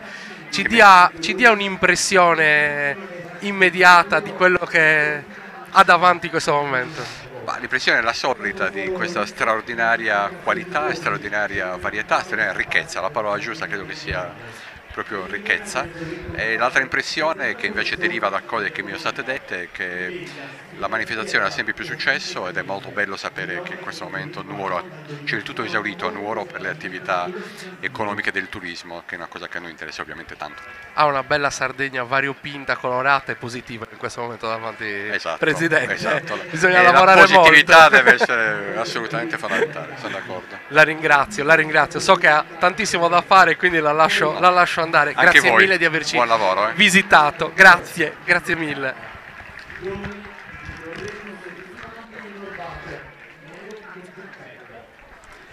E insomma è venuto a trovarci anche il Presidente della Regione, siamo molto contenti, insomma anche un bel segno la presenza delle istituzioni, tutto sommato non si parla della passerella della politica, ma del fatto che la presenza delle istituzioni ha sempre una certa importanza, ce l'ha per la cittadinanza, ce l'ha per le istituzioni della città. E intanto abbiamo visto Iglesias, Galtellì, abbiamo visto Galtellì, Iglesias, la città dell'argento, no? dell'argento. La città dell'argento. C'è un bellissimo libro dello storico Marco Tangheroni che si chiama appunto La città dell'argento, è la storia della Iglesias, della villa di chiesa del conte Ugolino, una città ricchissima. Beh, Iglesias sicuramente è una di quelle città. Io sono un grande appassionato del Sulcis, è un posto purtroppo che ha subito un po' di martirio, Decisamente. però è meraviglioso. Noi recentemente abbiamo lavorato nell'ambito del matrimonio mauritano e anche lì abbiamo visto un grande attaccamento alle tradizioni. Sono paesi dove si parla ancora molto in sardo, dove c'è stata una costante vera resistenziale. No, più che altro c'è tanta storia che forse bisognerebbe rispolverare e riscoprire, perché sono posti che hanno una stratificazione almeno dal Neolitico in su mostruosa, sì. Di cui rimangono molte tracce. E Adesso intanto siamo di nuovo Irgoli, Associazione Culturale e Tradizioni Popolari di Irgoli. Sì, Baronia, abbiamo visto prima Galtellì senza poterlo commentare, sono paesi in cui gli abiti sono affini come linee, ma poi se ne distinguono per alcuni dettagli. L'aderenza dei corpetti era elemento indispensabile dell'eleganza sia maschile che femminile, e qui abbiamo visto l'organettista del gruppo di Irgoli celebratissimo, Totò Chessa, che indossava magistralmente l'abito maschile di Irgoli. Per le donne l'appunto vale sempre per le pettinature eccessivamente a punta, che sono una novità, ma non di questi decenni, di questi ultimissimi anni, probabilmente sulla scia di una imitazione, insomma, di qualche precursore, anche che la moda ha proposto. La moda moderna, intendo dire, pettinature a chignon alto, molte ragazze non sono più riuscite a farne a meno e l'hanno adottata anche impropriamente nell'abbigliamento tradizionale, mentre in pieno fulgore Ittiri, che arriva con gli abiti ultra noti di gala. Qui le bottoniere di Ittiri sono talmente evidenti ed enfatizzate da essere prese dai turisti per campanelli, ma possiamo fare riflessioni sul modo di chiudere in corrispondenza dell'avambraccio i giubbetti tradizionali, che sono declinati in tutta l'isola in vari modi, con vari tipi di bottoni, i più arcaici in lamina liscia, sferici o semisferici, con calotta spesso ornata anche da una pietra colorata, oppure semplicemente in lamina d'argento, e poi quelli in 1000 varianti in filigrana e lamina d'argento, come è il caso delle bottoniere di Ittiri che abbiamo visto passare degli abiti di gala. Più semplici in lamina traforata i bottoni che accompagnano gli abiti giornalieri di Ittiri, perché dobbiamo sempre ricordare che prima che ornamento erano funzione, e dunque se andiamo a cercare con serenità nelle nostre tradizioni troviamo tutto quello che ci occorre per completare il nostro abbigliamento tradizionale senza alterare la storia del costume locale, perché ogni luogo ha il suo costume e Ittiri ne ha molti, perché dall'Ottocento l'abito che vediamo indossato dalle donne di gala è invece quello del Novecento, primi decenni maturi, no? Periodo nel quale anche le gonne plissettate un po' più corte, che utilizzano cotonine industriali, quelle che altrove vengono dette indiane e che si usano per i grembiulini di cucina, per esempio, a Ittiri acquistano enfasi, gusto e stile straordinari grazie all'accostamento di vari tipi di quadrettature e alla plissettatura accuratissima che le caratterizza, e diventano un elemento di moda locale veramente interessante. E intanto davanti a noi abbiamo Laconi, siamo tornati nella Oristanese, Sarcidano, Laconi, altro centro importantissimo. Poi adesso è il 29, certo questi festeggia il Redentore, ma a fine mese c'è anche Sant'Ignazio da Laconi, che è una festa importantissima, oltretutto festeggiata anche in altri comuni della Marmilla. Certo, l'Aconi ha fatto una, diciamo, ricostruzione del proprio abito tradizionale.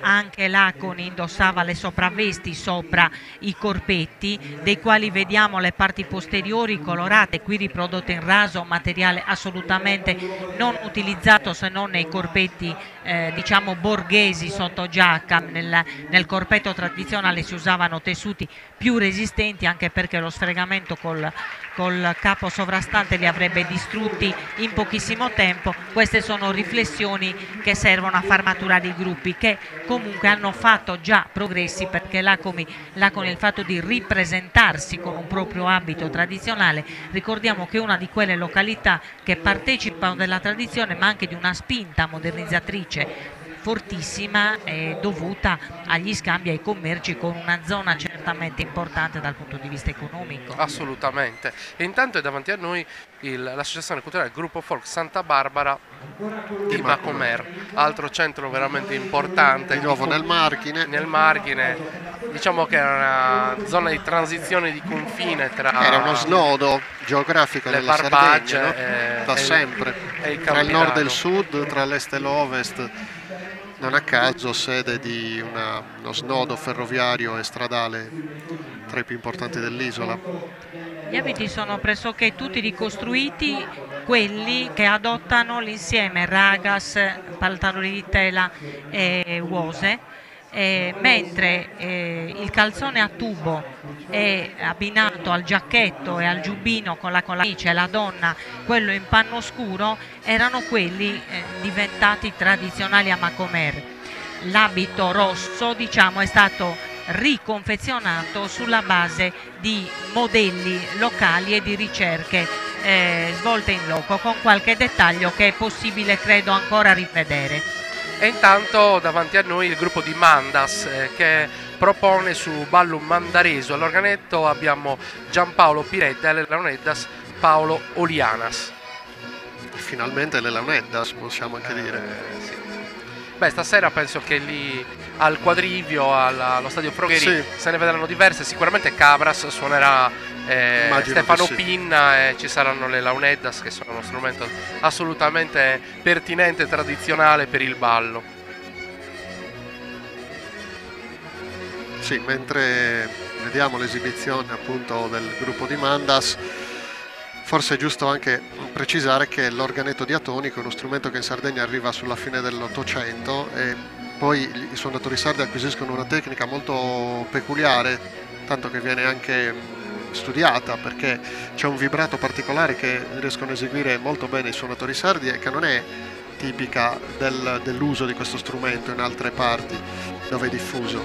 In realtà il ballo tradizionalmente era accompagnato dalla voce sola o dal canto corale come il canto a tenore, o da altri strumenti, su pipiù, l'usulittoso e poi chiaramente le launeddas, che sono un po' lo strumento sovrano, diciamo.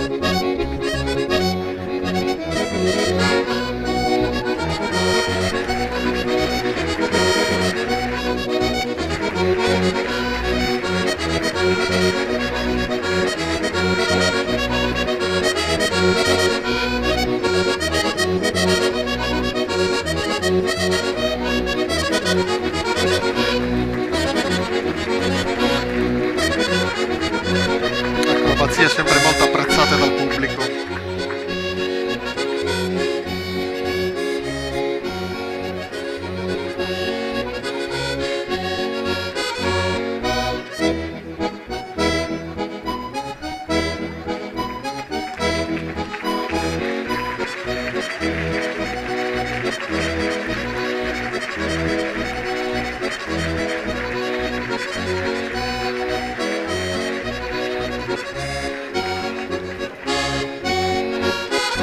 Classico ballo Gabillu.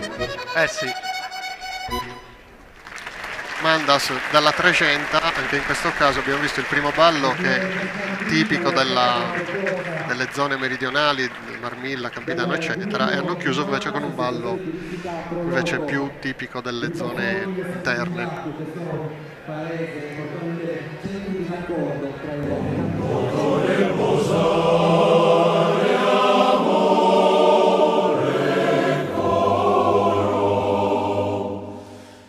Nasce l'anello. A Diosa non poto riposare. Un gioiello pensato e realizzato dalla gioielleria di Sebastiano Rosas a Nuoro. L'anello a Diosa, simbolo di unione e amore per la persona che ami. Lo trovi solo a Nuoro, presso la gioielleria Rosas, in Corso Garibaldi 99, telefono 0784 31 102.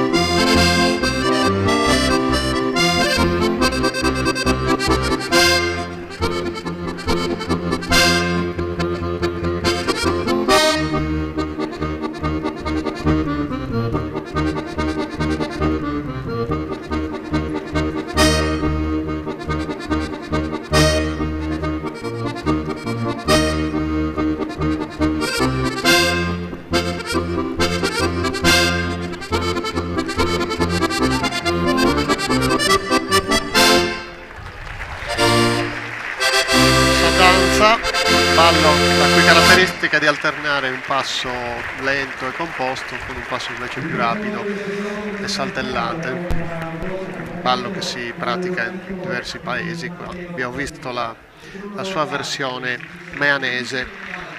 L'abito tradizionale di Meana, devo dire, è molto coerente addirittura con quanto proposto negli acquerelli del Tiole, quindi stiamo parlando dei primi decenni dell'Ottocento, e a quanto conservato al Museo Nazionale di Roma, esito delle raccolte fatte in occasione della mostra del 1911, con esemplari giornalieri, festivi e di gala maschili e femminili che sono davvero spettacolari e importantissimi per la documentazione che offrono.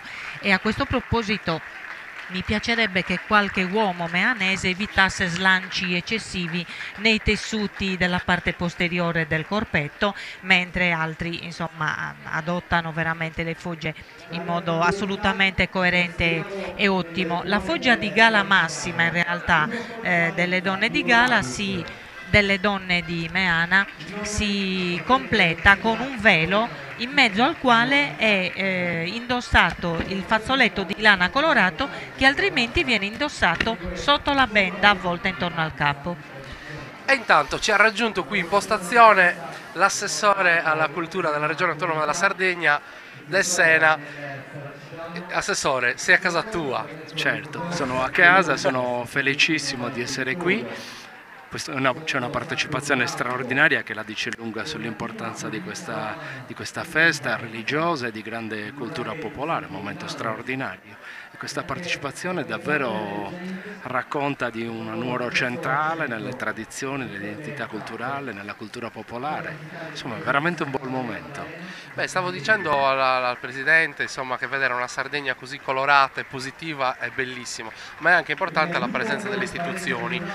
La presenza del Ministro ha un valore per Nuoro e per la Sardegna. Beh, certo, la presenza delle istituzioni, soprattutto le più alte istituzioni dello Stato, è un riconoscimento importante. Le altre istituzioni sono sempre presenti, investono nel territorio, cercano di coltivare questo binomio cultura-turismo che porta ricchezza al territorio, ed è una delle vie che abbiamo perseguito e che stiamo perseguendo con grande attenzione e determinazione, perché siamo convinti che questo possa essere un momento importante del rilancio della Sardegna centrale, ma della Sardegna tutta, che dal punto di vista della cultura identitaria davvero offre un panorama vastissimo e straordinario.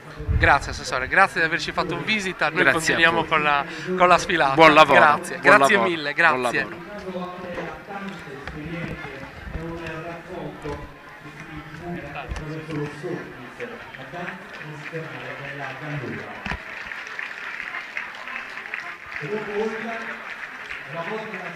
Olbia, il gruppo di Olbia, Gallura, anche qui una tradizione recuperata. Assolutamente, gli abiti erano scomparsi di fatto e sono stati ricostruiti sulla base di pochi esemplari ancora esistenti, di datazioni anche molto incerte in realtà, come dire, con attestazione però di fogge sicuramente primo novecentesche, perché quelle di metà Ottocento sono probabilmente definitivamente scomparse, e d'altra parte Olbia ha avuto una modernizzazione tale che certe fogge, tornando ai discorsi, rimasero appannaggio delle donne più anziane, affatto utilizzate diciamo a partire dagli anni 40, insomma sopravvivevano ancora poche donne che indossavano gli abiti tradizionali, quello maschile poi ancor meno. E qui un ballo, Oniferi, chiaramente accompagnato dal canto a tenore. È una delle scuole più alte di questa tradizione, quella di Oniferi. Su ballo zuppo, tenore Santarucche di Oniferi.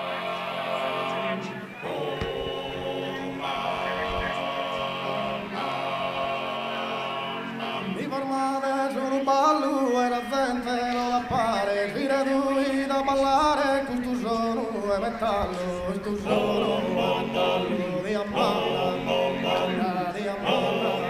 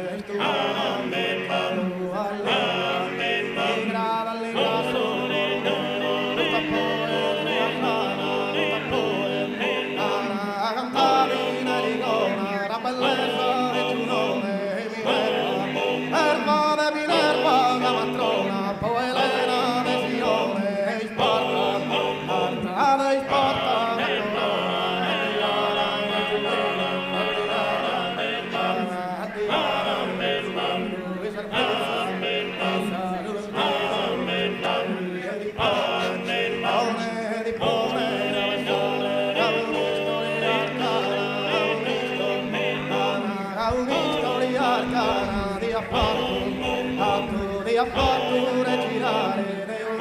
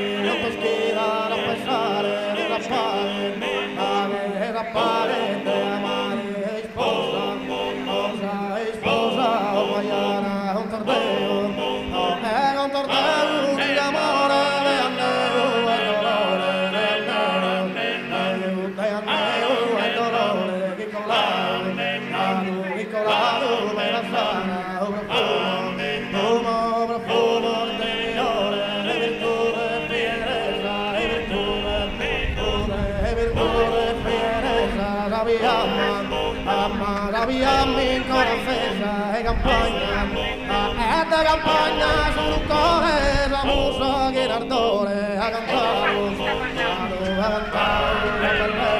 e girano le viola e girano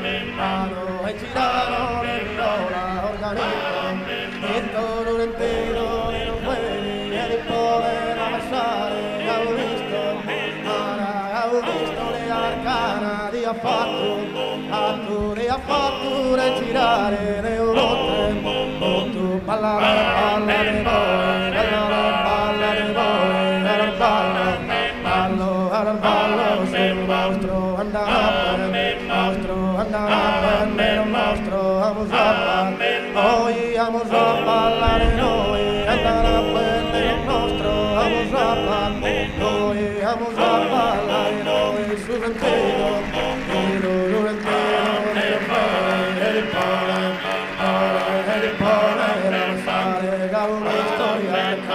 di affatture girare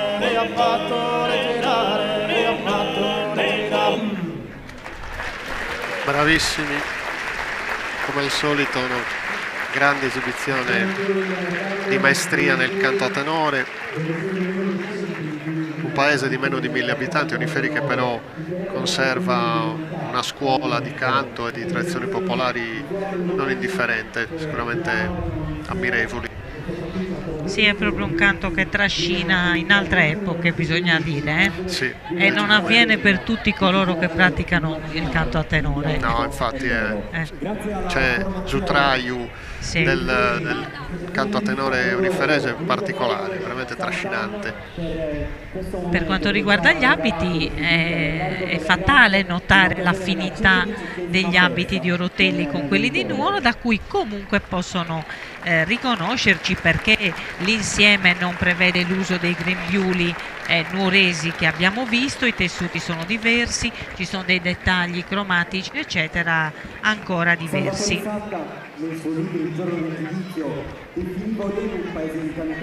Allora abbiamo con noi invece l'assessore alla cultura e vice sindaco di Nuoro. Assessore, buongiorno a tutti. Buongiorno. Vabbè, noi ti abbiamo intervistato, abbiamo già mandato una breve intervista prima che iniziasse poi la sfilata, però chiaramente brevemente un commento per quello che stai vedendo ora, per come sta andando. Sì, sono le stesse bellissime suggestioni e festa dei colori della nostra Sagra del Redentore, Festa del Redentore, impreziosito quest'anno sicuramente dalla presenza del Ministro della Cultura, che ha con la sua presenza in qualche modo riconosciuto tutto il lavoro fatto in occasione della candidatura di Nuoro a Capitale della Cultura, e sta apprendendo con mano tutto il campionario di tradizioni, di identità della nostra città e sicuramente di tutta la Sardegna, quindi è una grandissima giornata di festa. Grazie mille, ti lasciamo agli impegni istituzionali, noi torniamo a Grazie. raccontare questa favolosa giornata oggi. Buon Redentore a tutti. Grazie, grazie mille.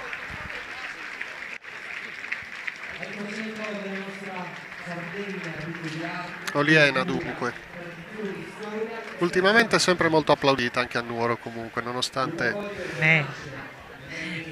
il campanile talvolta certo. renda stolte le menti, Certo. perché veramente è una sciocchezza, come dire, la reazione puerile di dispetto che si è creata insomma qualche anno fa. Oliena, al di là dei dettagli che possono come dire, per i puristi dell'abbigliamento essere talvolta evidenziati, rimane un gruppo clamorosamente interessante, esteticamente apprezzabile, con un'estetica perseguita dall'intero paese, tra l'altro, e con un restyling, possiamo dire, vestimentario femminile a partire dagli anni 30 del Novecento, quando l'abito cambiò strutturalmente nelle versioni di gala. Qui, intanto Orani. Sì, assolutamente non possiamo lasciare andare Orani senza parlare dello Scarramagno, perché anche Orani adotta gli abiti alla nuorese, ma Scarramagno è solo suo. E Scarramagno è un esemplare di abito storico importantissimo, lo è per il nome, lo è per la presenza, per il tessuto della gonna che è un lino e canapa, per l'essere la gonna attaccata al corpetto, insomma dobbiamo però smettere perché arrivano Orgosolo, certo. L'associazione culturale Murales di Orgosolo, un abito riconoscibilissimo e meraviglioso, tipico il copricapo femminile. Certo, ma soprattutto la sovrapposizione di gonne che Orgosolo ha mantenuto e che era tipica della maggior parte dei centri dell'interno. L'ha mantenuta anche Fonni, era presente anche a Gavoi, era presente a Nuoro. Le due gonne di Orbace nuoresi erano un dato di fatto consueto alla fine dell'Ottocento, poi è andato via via perdendosi. A Orgosolo addirittura se ne potevano usare 3, la terza col bordo amaranto che stava alla base di tutte le altre. Naturalmente la quotidianità snelliva questa dovizia e quantità di indumenti che erano di massima gala quando nell'insieme completo. E poi come non parlare del copricapo femminile, l'unico ormai esemplare di seta interamente prodotta in Sardegna a partire dall'allevamento del baco da seta, che è un baco giallo la cui tradizione è ovviamente antichissima e che viene allevato nelle famiglie. Ancora purtroppo un'unica tessitrice tesse il copricapo Zuliunzu su un apposito telaietto di piccolo formato dedicato unicamente a quello scopo. E intanto vediamo qui che si avvicinano al percorso l'associazione culturale e folcloristica Gruppo Folk di Orotelli, altro paese insomma che è qui vicino, che eseguirà anche un ballo su Ballo Dundu accompagnato all'organetto da Davide Ledda.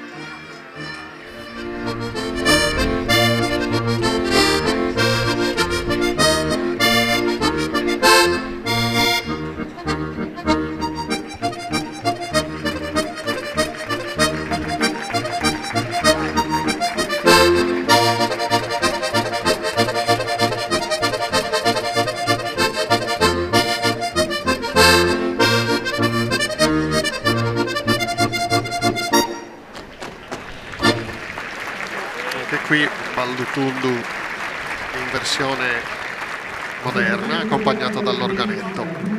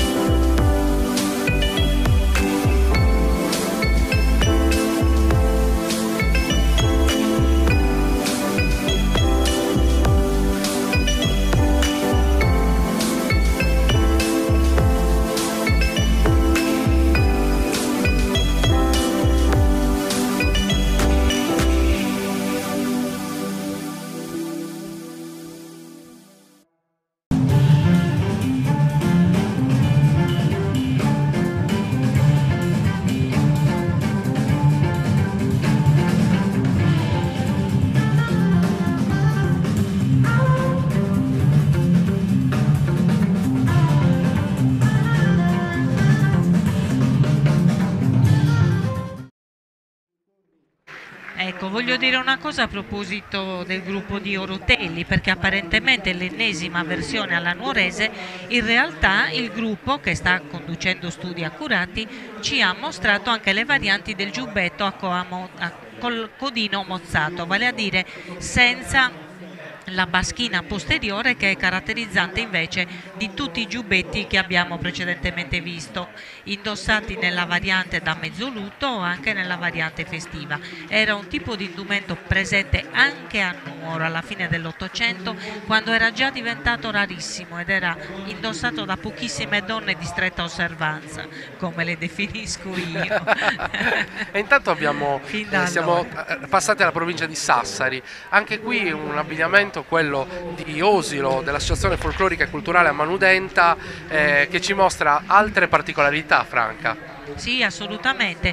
Qui entriamo nell'ambito della rigidità assoluta dei corpetti, che modificano fortemente la forma del busto, e delle cappe. Queste cappe che vediamo rigide, calanti, assolutamente impraticabili nell'uso quotidiano, sono in realtà l'esito delle mantelline da testa che erano di pieno Ottocento e che sono attestate dall'iconografia tutta, e che poi hanno avuto questo esito apparentemente bizzarro per l'enfasi e il desiderio naturalmente di rendere enfatico e più ricco l'abito delle ricche donne locali, naturalmente in esiti più o meno interessanti a seconda della corretta esecuzione e anche dei tempi di realizzazione. Ne abbiamo visto di recentissime, più abbinati a calzature spesso direi eccessivamente alte ed eccessivamente moderne. Poi c'è la variante con gli scialli, che è documentata anche da Biasi ad esempio, gli scialli chiari da testa, è tutta una casistica osilese di cui abbiamo visto passare poi alcuni esemplari dopo quelli di gala. E intanto siamo andati a non molto lontano, diciamo. Non molto lontano, in Logudoro, Associazione Tradizione Logudorese Santa Itoria de Ossi. Anche questo è un abbigliamento meraviglioso. Certo che, Franca, bisogna dirlo, tu fai un bel lavoro.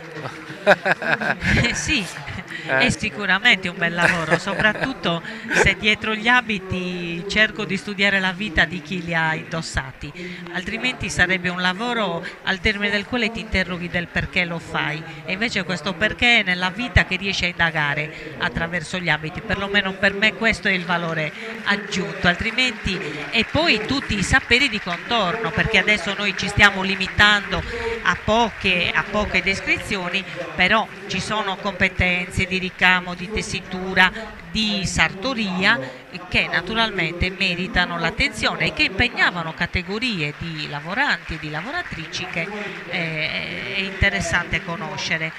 Ossi nelle versioni di gala ricordano i celebratissimi abiti di Ittidi che abbiamo già visto e di Florinas, l'area è quella, le gonne da testa rialzate posteriormente, eppure devo fare un grande rilievo, o si ha un'attività locale importantissima, ma c'è stata anche un'attività di ricerca importantissima e non possono ignorare i componenti del gruppo di Ossi che le pubblicazioni a loro disposizione gli permettono una ricostruzione vestimentaria ben più fedele di quanto non facciano, soprattutto per quanto riguarda i copricapo. Esiste il pubblicato, esiste una documentazione fotografica straordinaria, quindi potrebbero attingere ad essa. E intanto Ottana passa davanti a noi al suono del Saffuente. Saffuente, sì, è un strumento che non in tutti i paesi è presente, nella zona anche Ghilarza, Basanta, Saffuente viene utilizzato ancora adesso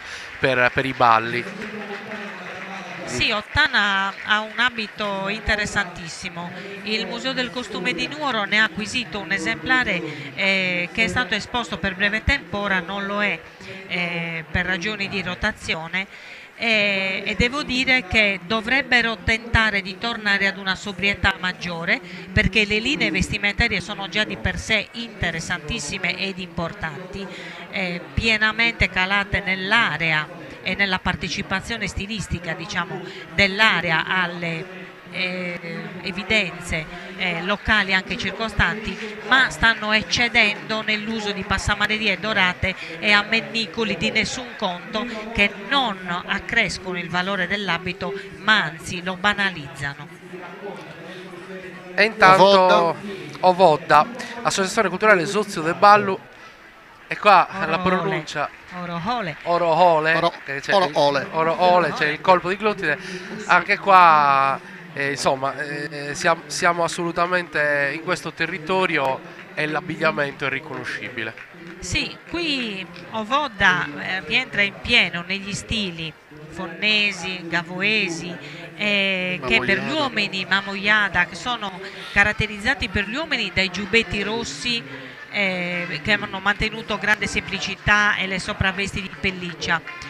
Per le donne è interessante notare l'elemento corpetto, perché solo sui corpetti si potrebbe scrivere un trattato, no? I corpetti a punta di queste zone sono sostanzialmente dei corpetti a fascia che nella parte anteriore chiudono con delle punte, che siano punte che stanno lì a scopo scaramantico, che siano l'esito di riduzioni di indumenti di altra dimensione. Resta il fatto che sono pochi i paesi in Sardegna che sono dotati di questo elemento vestimentario e dunque è fortemente caratterizzante, come anche è importante il manticello che Ovodda ha riscoperto recentemente, indossato sopra la cuffia, manticello di gala rosso e bordato di pizzi. Intanto abbiamo visto il gruppo di Sant'Antioco di Bisarcio, di Ozieri, porta il nome di un santuario importantissimo romanico, meraviglioso. Sì, una delle strutture romaniche più belle della Sardegna. E poi invece ci spostiamo già di nuovo verso la Gallura, una zona di confine con la Gallura. Siamo a Padru con il gruppo folk Sant'Elia Pedra Bianca di Padru.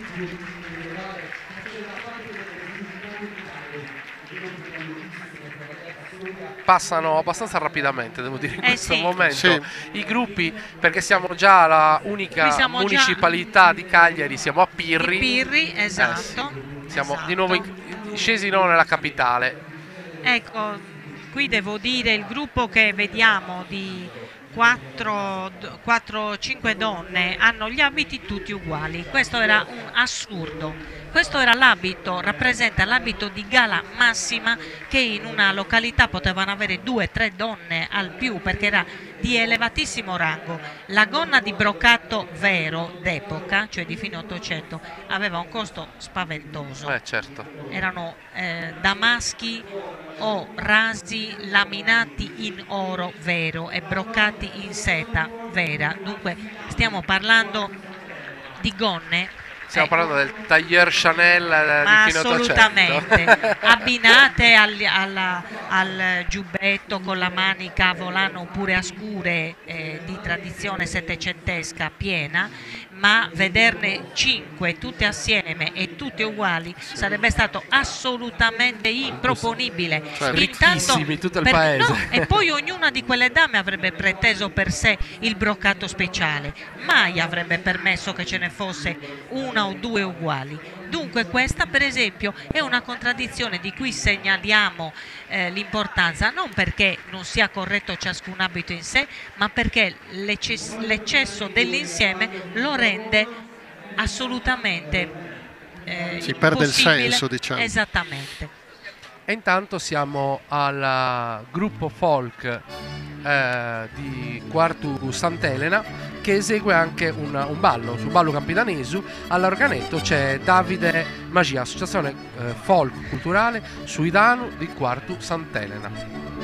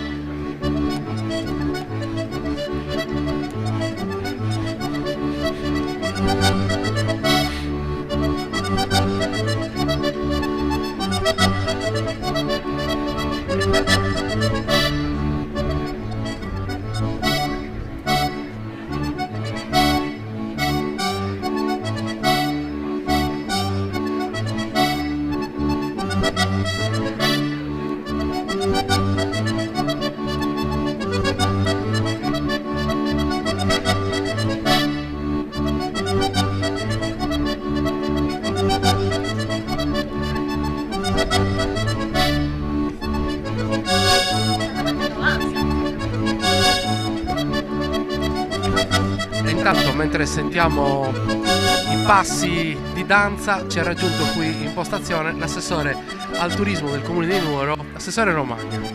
Beh, dai, insomma, puoi dire di essere contenta. Stamattina è una bellissima mattinata, coloratissima, Nuoro centro del mondo. Sì, sono molto soddisfatta, siamo molto contenti.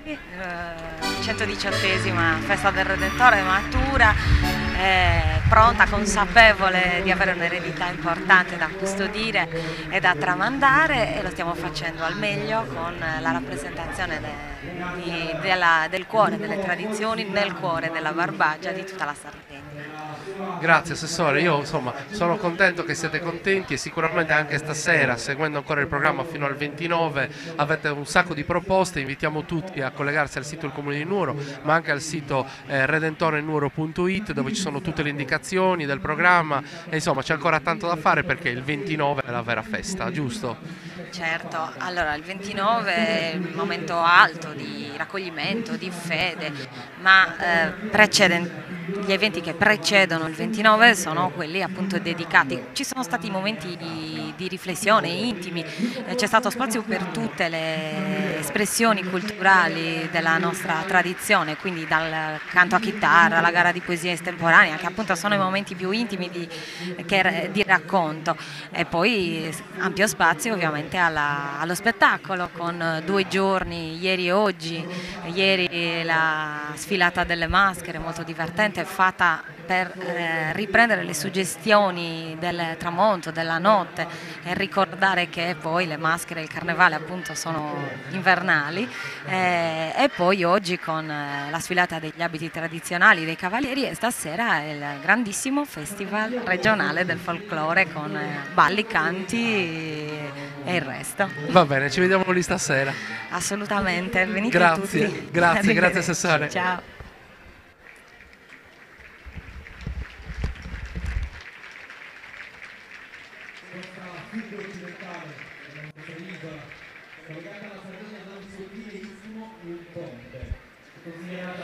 Sì, io volevo dire 2 parole sul gruppo, perché ovviamente le interviste non ci permettono di commentare tutto con la tempestività necessaria, ma 2 parole sul gruppo Idanu, che è passato senza che noi commentassimo la quantità questa volta di abiti di gala, tutti diversi presentati, le varietà anche giornaliere o semifestive, frutto di lavori veramente di anni e anni di ricerca. Samugheo, abbiamo detto, insomma, è una località che propone sempre con grande attenzione e rispetto le loro varianti, e quindi siamo arrivati. Stasera vedremo al Festival del Folklore Sarrosciada, che è il ballo tipico, meraviglioso di Samugheo, e poi abbiamo visto l'Associazione Culturale Suvorti di Sant'Antioco, insomma patria del patrono della Sardegna, un'isola meravigliosa, un posto splendido Sant'Antioco. Con tanta storia da raccontare anche Sant'Antioco, l'antica Solchi, una città grande, ricca per tanti secoli. Certo, e dal punto di vista vestimentario caratterizzato dagli uomini con i pantaloni a campana lunghi, dai quali spuntano i mutandoni ornati con pizzi più o meno aderenti alla tradizione, quindi insomma comunque un bellissimo gruppo che mostra le varianti vestimentarie delle dame e così via. Ma adesso siamo Sarule.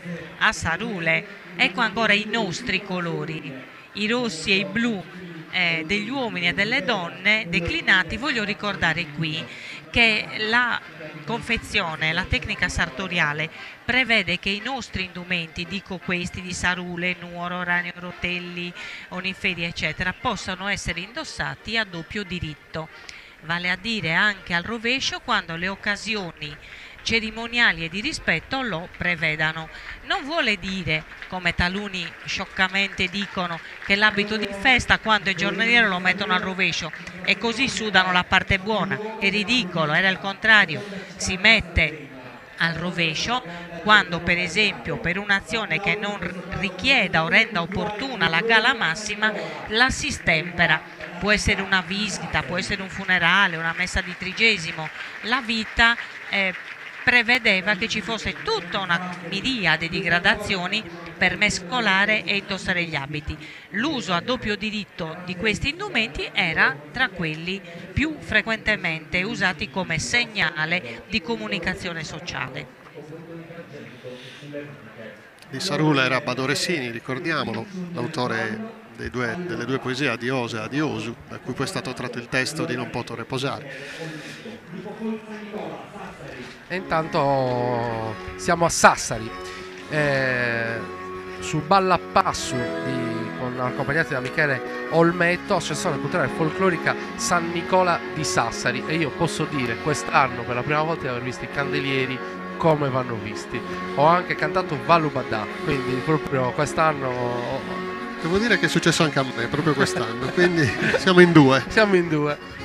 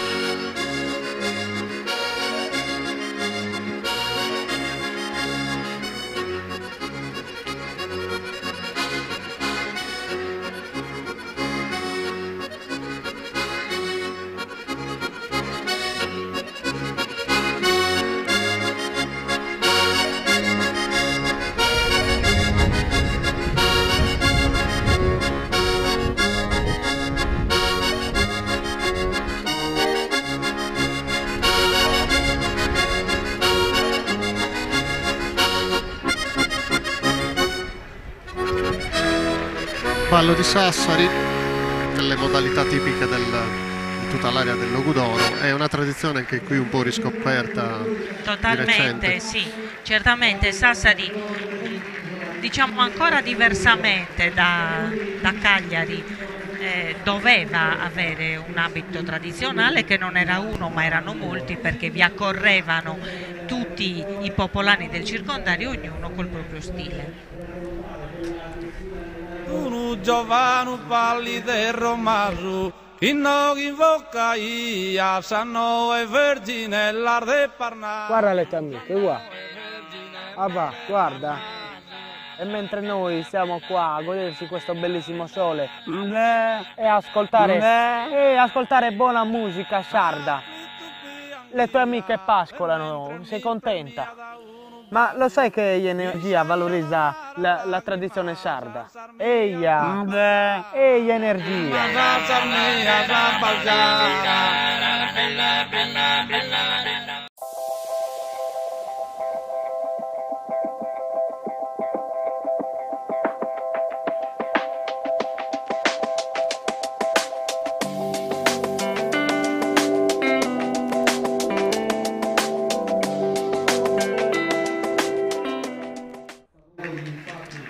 Abbiamo visto Sassari, quindi sì. Franca Rosa. Sì, frutto di ricostruzioni, anche pubblicazioni che illustrano questo percorso di ricerca che credo debba ancora maturare un pochino, soprattutto perché dopo l'esito che si ottiene con i prototipi, la ripetizione degli stessi spesso sfugge di mano. Ora ho visto alcuni dettagli interessanti come il colletto di daino, comunque di pelle scamosciata, che era segno di grande eleganza e assolutamente presente nell'abbigliamento tradizionale di Sassari e non solo, ma ci sono dettagli da curare, a partire dalle calzature, che non possono essere proposte nello stile che hanno proposto, pretendendo di abbinarle a un abbigliamento che è di pieno 800, perché questa è la ricostruzione sassarese, no?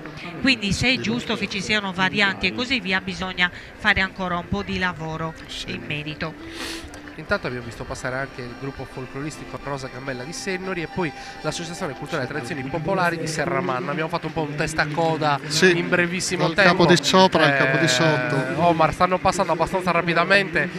Non riusciamo probabilmente neanche a raccontare quanta storia c'è dietro ognuno di questi paesi. No, è impossibile. L'invito che possiamo fare è intanto quello di andare a vederli, perché in tutti i paesi della Sardegna, sino al centro più piccolo, c'è tantissima storia, e tantissima storia vuol dire tantissima cultura, dalla cultura materiale alle espressioni anche poetiche, musicali, di cui qui vediamo una minima rappresentazione, significativa chiaramente, ma che non esaurisce la nostra ricchezza culturale. E ogni paese merita una visita, sia per la bellezza del paesaggio, sia per le caratteristiche che può offrire, senza dimenticare l'enogastronomia e i prodotti della terra e del lavoro dell'uomo. E intanto stiamo arrivando a Sestu, siamo in pieno Interland Cagliaritano che ha mantenuto tantissime tradizioni, Franca. Altro che quando si dice la camicia sarda mi viene da ridere. Le camicie sarde è la stessa camicia, se la stili bene ha uno stile, e quelle di Sesto a soffietto sono magnifiche, se la stili male è uno straccio e non può rappresentare la gala. L'appretatura e la stiratura sono una delle prime caratteristiche che denotano l'uso festivo di un capo, che per il resto può essere anche modesto. Gli abiti con le maniche a soffietto di Sestu sono presenti in Capitanano, per esempio nell'abbigliamento festivo delle nubili, alle quali non era permesso indossare i capospalla propri delle donne sposate, e così via. La declinazione delle cotonine o dei tessuti modesti degli abiti giornalieri o semifestivi è straordinaria, ed è la capacità sartoriale e lo stile di ciascuno che dà un'impronta particolare. Ed ecco, sorgono. Sì. Sorgono. Altro centro importantissimo. Assolutamente. Insomma. Anche sorgono, come si dice, da un lato giocano facile perché c'è una grandissima documentazione iconografica e anche capi di abbigliamento d'epoca ben conservati.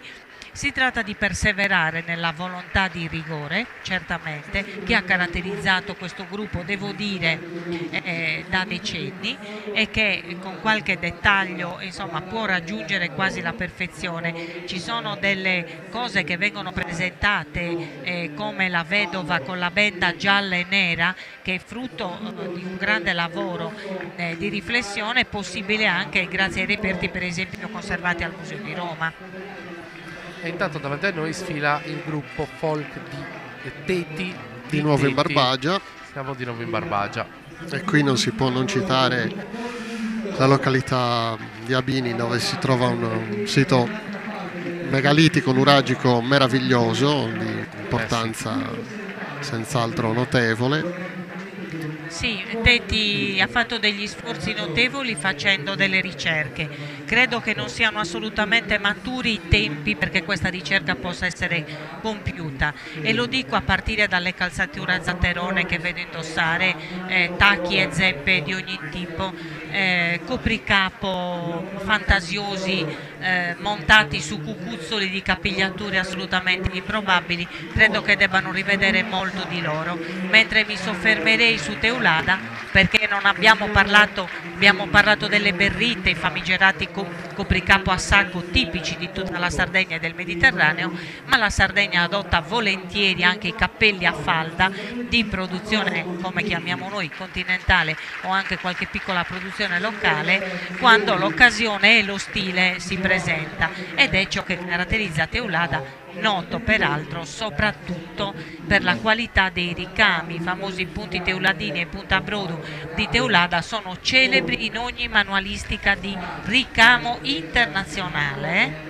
Attenzione, Caspita. non sono cosine locali. E sul ricamo voglio anche approfittare per dire che quando si parla di punto Venezia, di punto Inaria, di grandi punti del ricamo internazionale, noi ci siamo in pieno. Le nostre camicie lavorate ad ago seriamente, quelle antiche e anche quelle che qualche località riesce a produrre anche ora, sono esemplari all'altezza del ricamo di livello internazionale, ed è un ricamo sardo, è un ricamo che dialoga con tutto il mondo. Intanto abbiamo visto l'associazione turistica Proloco di Tiesi. Su Tiesi vorrei nominarlo Tiesi perché è un paese martire della rivoluzione sarda in qualche modo. Era uno dei centri principali delle rivolte antifeudali, antisabaude, attaccato in armi e conquistato a manu militari nel 1799. Sul colle di Rimpetto erano state erette le forche, e la popolazione tiesina ha una fortissima memoria di quegli eventi, come anche le popolazioni di altri paesi, come può essere Bono. E ricordiamo anche questo momento della nostra storia, la rivoluzione sarda, e ne approfittiamo appunto ogni tanto, ricordiamo, vedendo passare Tiesi era d'obbligo. E io spero che qualcuno abbia accolto le magnifiche gonne gialle di Orbace indossate dalle popolane sotto le gonne più leggere, che poi venivano rivoltate in testa come copricapo, e che sono anche questa una riscoperta, non perché non fossero conservate, ma non erano più state riproposte, frutto delle ricerche locali. Tanto è passato il gruppo folk Sant'Uleo di Tiana, e adesso c'è l'associazione gruppo folk Peppino Mereu di Tonara. Beh, dopo che diciamo Peppino Mereu, per me si può aprire veramente, cioè, lì io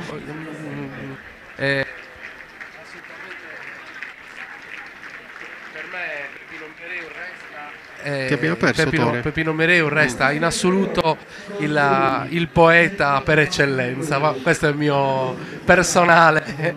Peppino Mereu era un grandissimo poeta, detestato da Max Leopold Wagner, ma ciò non toglie che fosse un genio assoluto.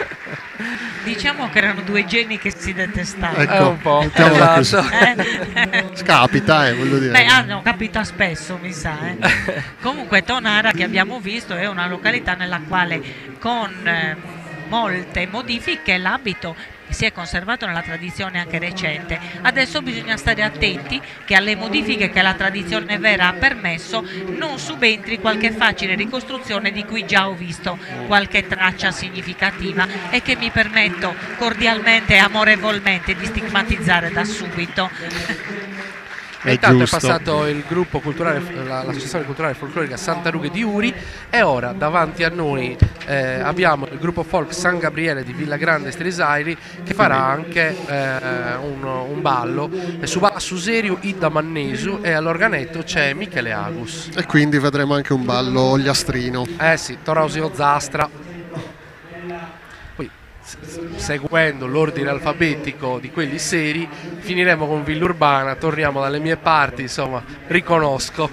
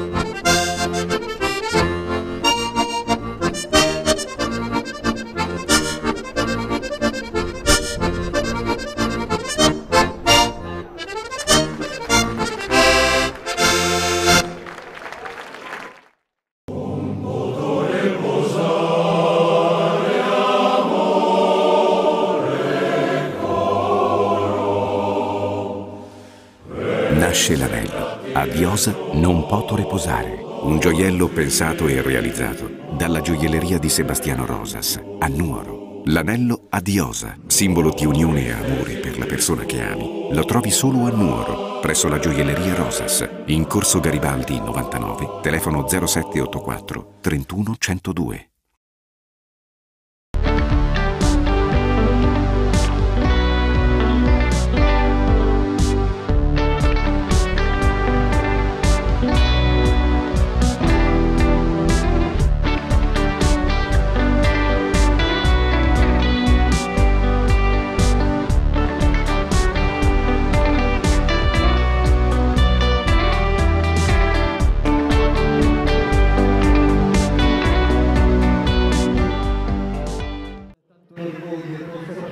Allora, abbiamo visto il ballo di Villa Grande Stelisairi e adesso chiudiamo, come dicevamo, con Villurbana. Vidda Brana. Nel nostro territorio Villaurbana è uno di quei paesi che ha conservato molto l'identità del paese, insomma, che ancora noi, forse nell'oristanese, paesi più a nord di Oristano solitamente sono un po' più conservativi, invece Villaurbana porta delle vie che vanno verso la Marmilla e verso il Sarcidano, per chi viene da Oristano, ha invece mantenuto delle peculiarità. Conservato e valorizzato e ricercato con perseveranza assoluta, con ricostruzioni anche importanti, talvolta contestate da località vicine, ma i dettagli fanno la differenza. In realtà, perché Villaurbana si riconosce da Cabras? Per esempio per le cocche del fazzoletto, che hanno una direzione piuttosto che un'altra, per esempio per il modo di indossare giacchini particolari. Dunque, ancora una volta i dettagli fanno le differenze. Credo che stiano arrivando le 100 donne. Sì.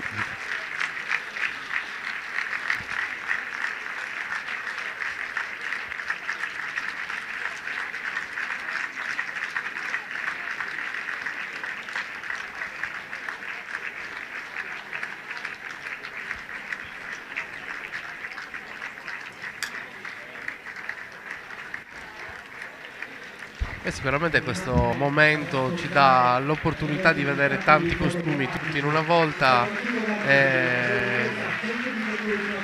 sempre particolare. Un'idea simbolica, Franca, questa, di mettere insieme i costumi femminili. Sì, certo. Io sono per una par condicio assoluta, avrei fatto anche 100 maschili.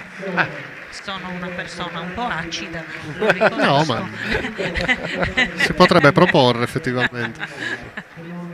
No, anche perché il femminile si vende facile, lo posso dire Sì. con assoluta sincerità, essendo donna. Vero. Però sarebbe stato bello anche vedere. Ma certo non è una bella cosa, naturalmente. Guarda, Franca, siccome la mia tensione si sta un po' allentando perché la sfilata volge verso il termine, ti direi che io e Omar dopo sfiliamo. Ma io ho già dato, tu allora, forse no, quindi... Io ho fatto da ragazzino, quando Seneghe aveva un gruppo un bel po' di anni fa, quando ero giovane e bello, e venivamo a Nuoro. Io ho dei ricordi bellissimi, ho ballato anche all'anfiteatro, ero ragazzino, Bene. che dire. Anch'io Quindi anche tu. Trascorsi. Sì, prima Prima dei vostri. No, non è Dei vero. tuoi di sicuro. Non molto, dai. No, non dire così, Franca. Tu tra di noi sei assolutamente la più giovane. Certo.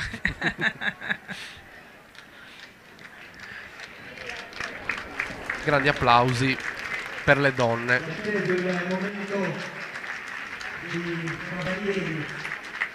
Adesso tra un po' scenderanno i cavalieri.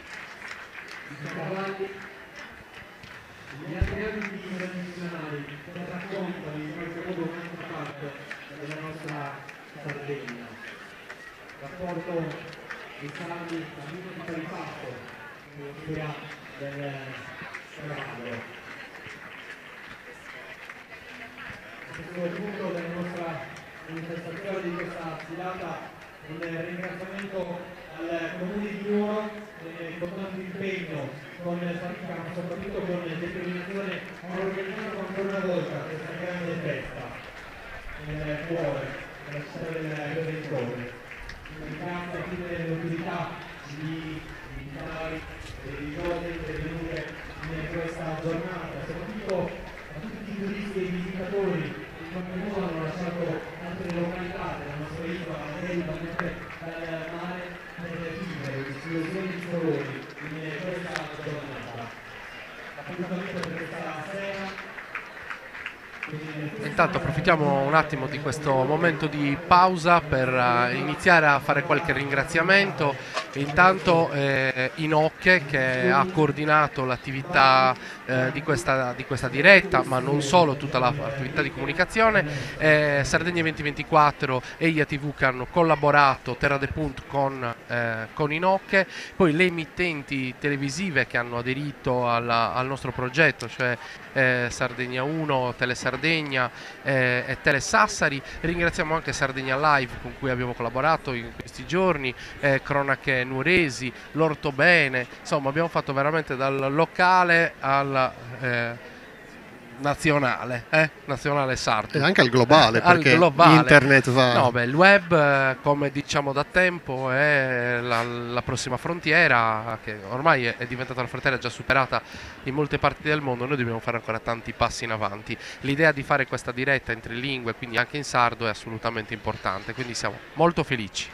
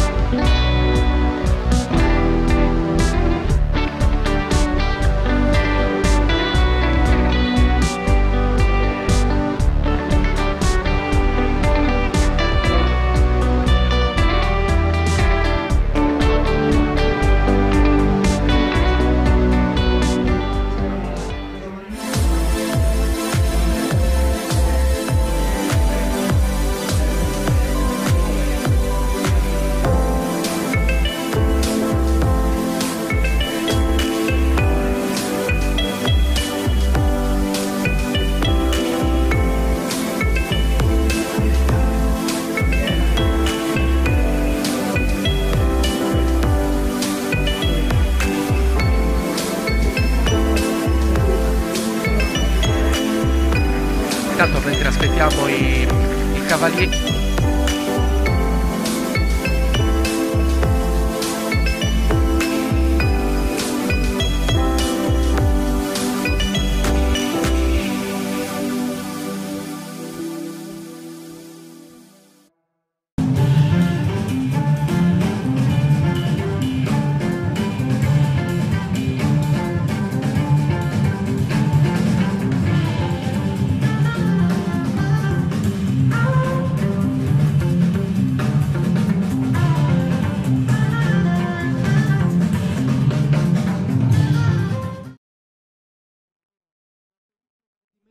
dei giochi che i giovani del paese improvvisavano in sella a focosi destrieri. Non c'era villaggio. Questi sono poni. Sì, ma forse i Cavalieri della Giara sono là già più dietro. Sì. Noi lavorando anche nell'ambito della Sartiglia, i Cavalieri della Giara ne abbiamo visto parecchi per la Sartiglietta dei bambini, fa sempre specie perché sono meravigliosi. Io ne possedevo uno da piccola, si chiamava Orsetto. Hai visto, Franca? Ma cavalcavi? Da piccola? Sì. Solo Orsetto. Io solo sull'asino di mio nonno, Cagabottos, però era più un po' più prosaico. Eravamo un po' più popolani. Però io sono grande appassionato di questa terra, avendo un pezzo della famiglia in Marmilla.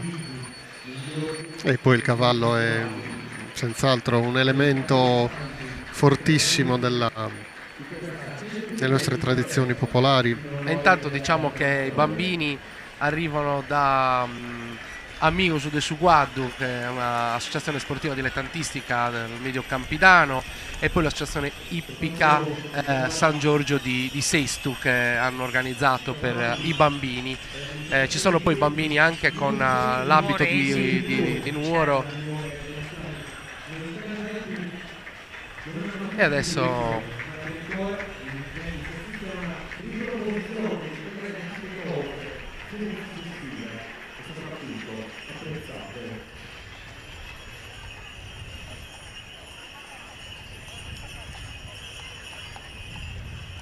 diciamo anche che gli abiti che indossano i bambini sono di Orani, di Orune, di Oniferi, di Sarule, di Silanus, di Oliena, quindi diversi. E che giustamente indossano il caschetto protettivo. Quello è sempre giusto sottolinearlo.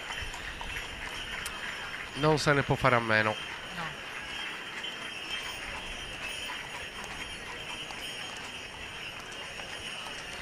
No, scusami, forse abbiamo avuto la stessa, non so, sì, però l'idea del cavallo, no?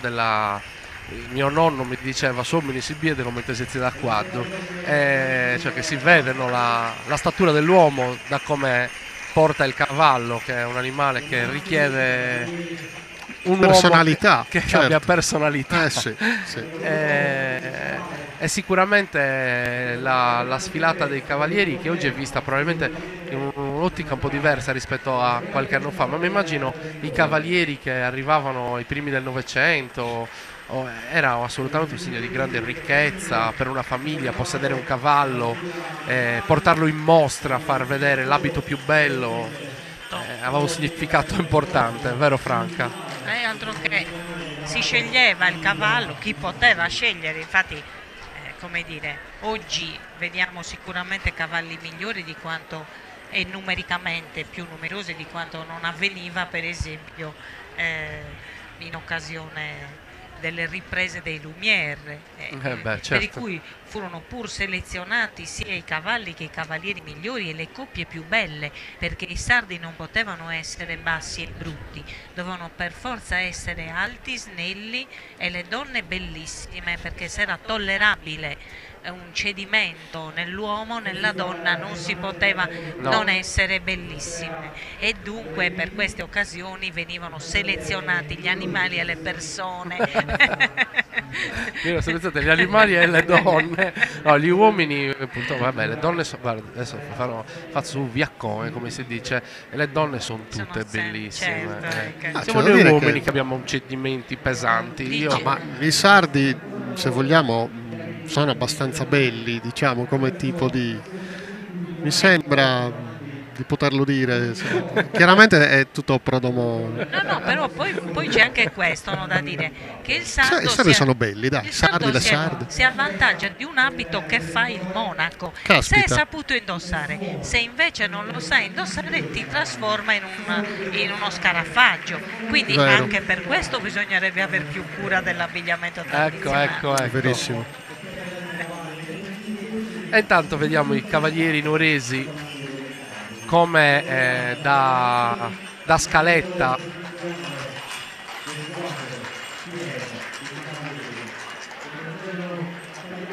qualche cavallo si imbizzarrisce, sicuramente anche la presenza di così tante persone.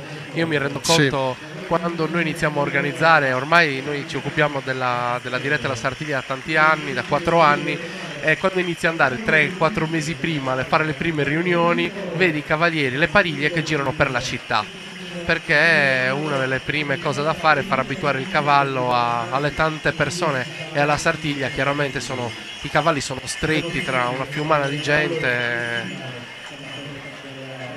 Sì, e poi sono stanchi dell'attesa, perché dobbiamo anche capire questi animali che stanno ore e ore, sono stressati per il trasporto, stanchi, insomma è un grande sacrificio anche questo, sia per i cavalli che per i cavalieri.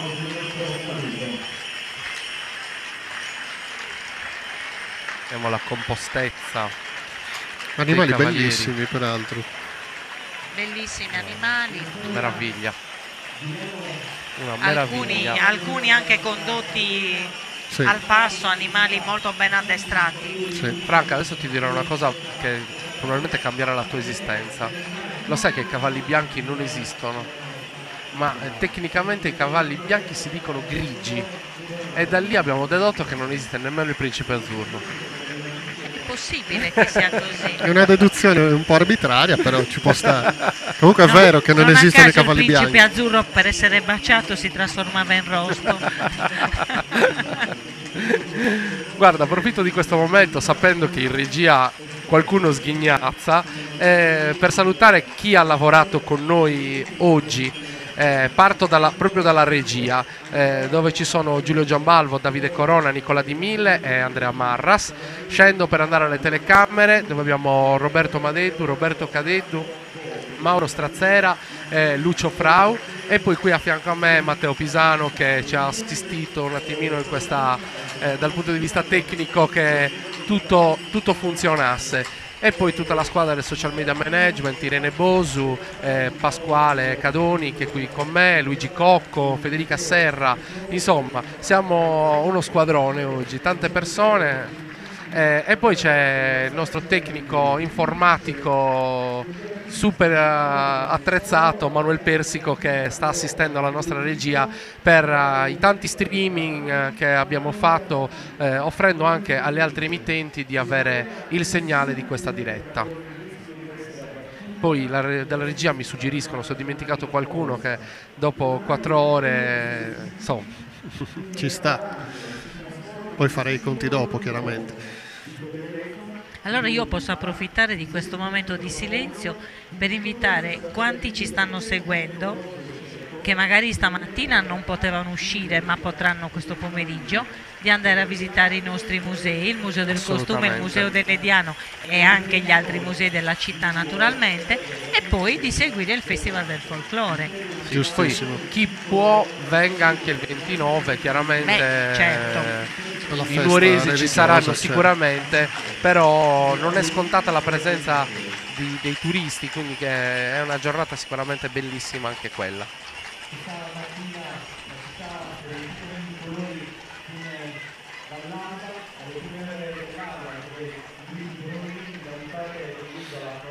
Gruppi di cavalieri da tutta la Sardegna, sì, da Gallura, da Campidano, Sestu, Orani.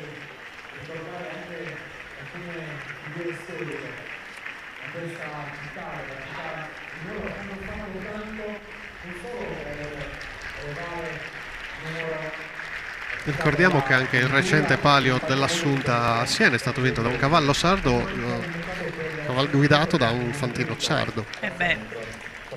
Secondo tradizione, peraltro.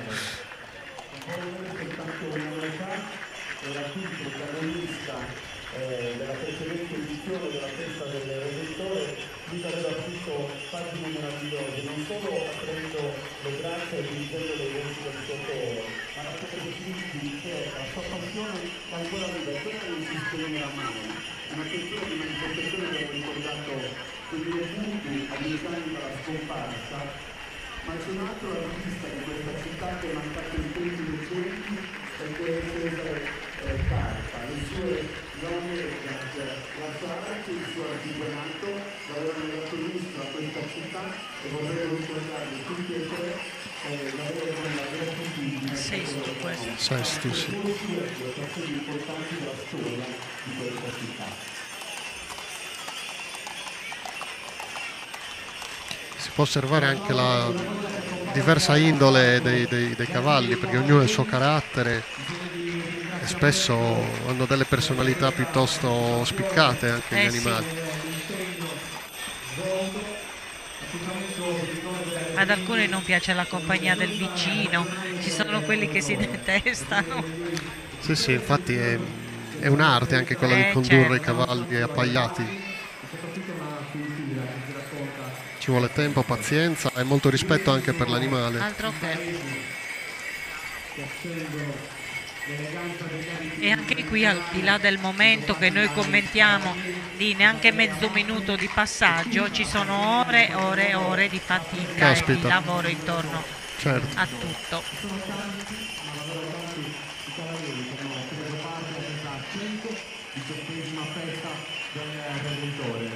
Un percorso, come dicevamo prima, si accompagna da sempre a un suono, a questo canticchio sordo che procede, che prende il ritmo in qualche modo. Anche il fatto di dover passare su una superficie dura come i lastroni, come il selciato, per il cavallo è sempre un elemento, un fattore di stress, insomma, e bisogna abituarli anche a quello.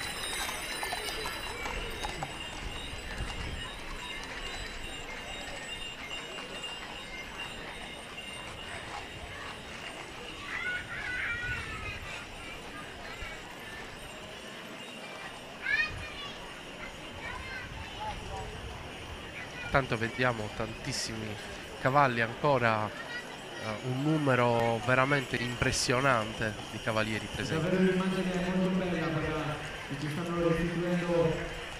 Però tutto procede in modo abbastanza composto, che non è sempre stato così e penso che anche qui ci sia un grado di maturazione raggiunto.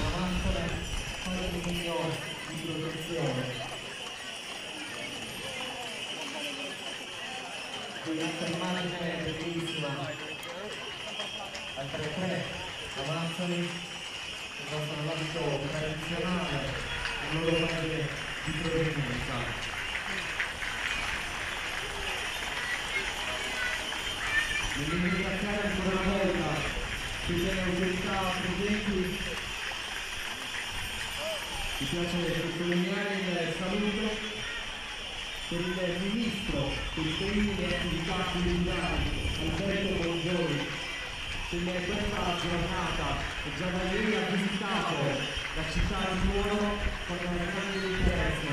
Quindi ha partecipato. Intanto sta finendo questa bellissima sequenza di cavalli davanti a noi. Approfitto anche per salutare le emittenti televisive, in particolare chi è stato con noi. In particolare saluto Gianluca Soggiu di Telesardegna e Caterina Cosseddu, che ci hanno dato una grande mano e hanno collaborato con noi in tutti questi giorni. Vi dico anche di seguire la diretta della messa il 29 su Telesardegna. Grazie alla collaborazione con loro avremo modo di avere anche le immagini della messa, cosa assolutamente non scontata. Siamo molto felici che abbiamo anche il grande impegno delle emittenti sarde quando ci sono questo tipo di manifestazioni. E poi chiaramente salutiamo Sardegna 1, in particolare Sandro Crisponi per la disponibilità e il grande aiuto dato. Quindi adesso insomma vediamo sfilare questi ultimi cavalli, queste ultime pariglie, poi ci saluteremo. Inizio a darvi già appuntamento a stasera, a partire dalle ore 20 circa saremo al Quadrivio, allo Stadio Brogheri, dove ci sarà il Festival del Folklore, lo seguiremo. Lì sulla produzione ci darà una grande mano Sardegna Live, Giuliano Marongiu, Roberto Tangianu, Cristina Tangianu, insomma la famiglia che si allarga con altre persone che lavorano con noi e ci danno una grande mano. Detto questo, direi anche alla regia che siamo pronti per i saluti. Ringrazio ancora questi splendidi compagni di viaggio di questa mattina. Franca Rosa, sei meravigliosa, cosa dobbiamo dire? Alla grande competenza, una gentilezza infinita, veramente, grazie di cuore. Grazie a voi dell'accoglienza. Ma ci mancherebbe. E grazie a chi ha ascoltato, naturalmente. E grazie a chi ha ascoltato da tanti posti, speriamo. Grazie a Omar Onnis, grande intellettuale, bisogna dirlo, oltre che amico, quindi io posso anche dire cose bellissime, tanto lo guardo con gli occhi dell'amore. Ringrazio ancora i nostri Abbiamo compromesso amici. 2 famiglie adesso con questa affermazione. No, ho troppi figli. E poi saluto di nuovo Maria Barca di Sardegna 2024, Maria Antonietta Piga, saluto Donald Sinden, Giovanna Ruiu per il commento. Saluto ancora Sardegna 2024, EIA TV e Inoc che hanno prodotto questa bellissima mattinata. La regia, chiedo di mandare gli ultimi spot pubblicitari ai tanti sponsor che ci hanno sostenuto: Arredamenti Benaglio, Kerchi, Coccolone Unieuro, DP Ricambi, EIA Energia, Forte Group, Vodafone, Chironi che ci ha dato le immagini aeree del Redentore meravigliose, Monti Blu che ci ha dato da mangiare questi giorni, Mele Supermercati, Manuela Selis che ci ha ospitato nella sua parruccheria, un grande bacio a lei che ci ha salvato la vita, Nugoresa, Grandi Magazzini Residence di Nuoro che ha ospitato tutta la nostra troupe, Tanda e Spada, insomma poi i tanti partner. Ci vedremo ancora stasera e festeggeremo insieme questo Festival del Folklore. E adesso ci mangiamo i dolci di Antica Licanzias che sono qui sul nostro tavolo e aspettano solo noi e tutte le persone che si vorranno avvicinare. Grazie ancora di tutto, baci, stasera a Tirosano Mezzus. Uno giovane pallido romaso, inno invoca ia sanno e vergine l'ar de Parnà. Guarda le tue amiche, guarda. Guarda. E mentre noi siamo qua a goderci questo bellissimo sole e ascoltare buona musica sarda, le tue amiche pascolano, sei contenta? Ma lo sai che Energia valorizza la tradizione sarda? Eia Energia!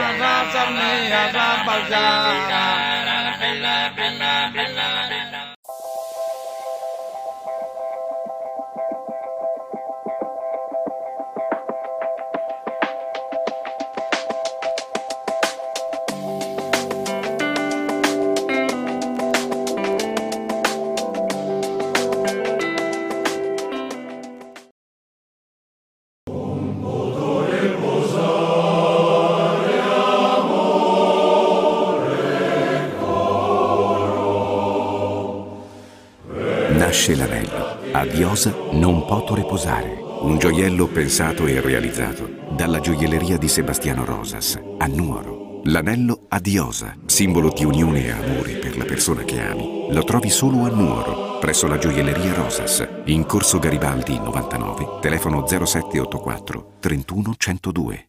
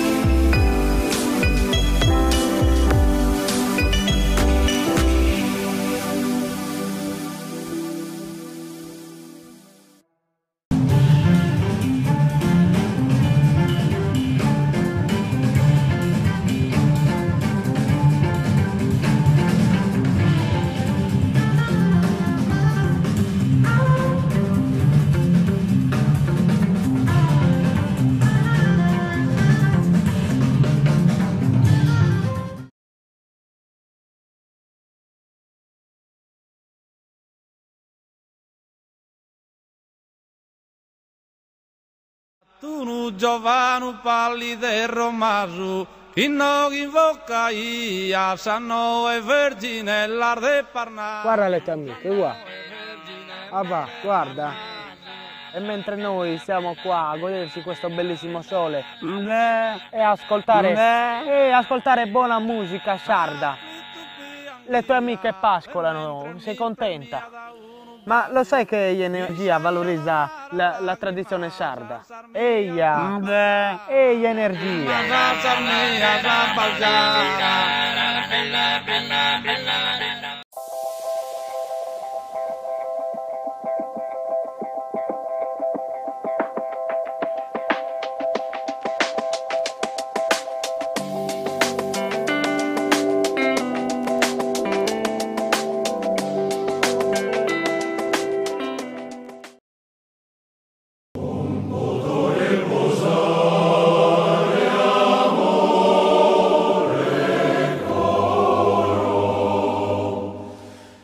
Nasce l'anello. A Diosa non poto riposare. Un gioiello pensato e realizzato dalla gioielleria di Sebastiano Rosas a Nuoro. L'anello a Diosa, simbolo di unione e amore per la persona che ami, lo trovi solo a Nuoro, presso la gioielleria Rosas, in Corso Garibaldi 99, telefono 0784 31 102.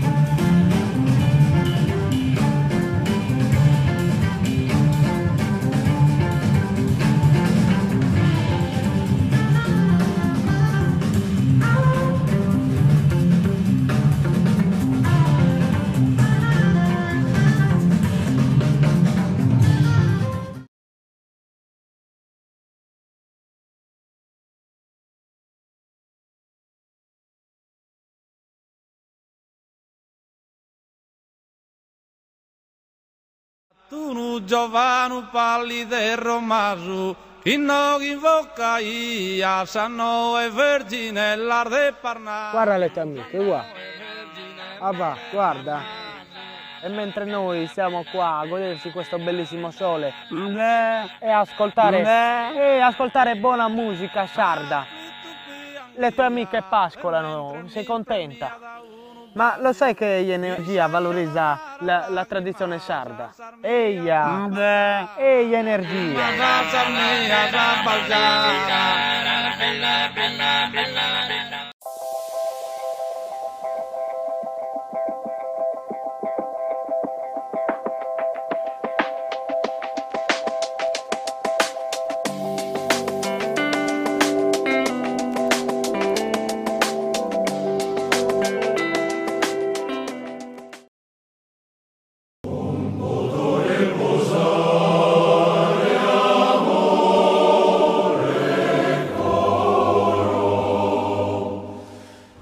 Nasce l'anello. A Diosa non poto riposare. Un gioiello pensato e realizzato dalla gioielleria di Sebastiano Rosas a Nuoro. L'anello a Diosa, simbolo di unione e amore per la persona che ami, lo trovi solo a Nuoro, presso la gioielleria Rosas, in Corso Garibaldi 99, telefono 0784 31 102.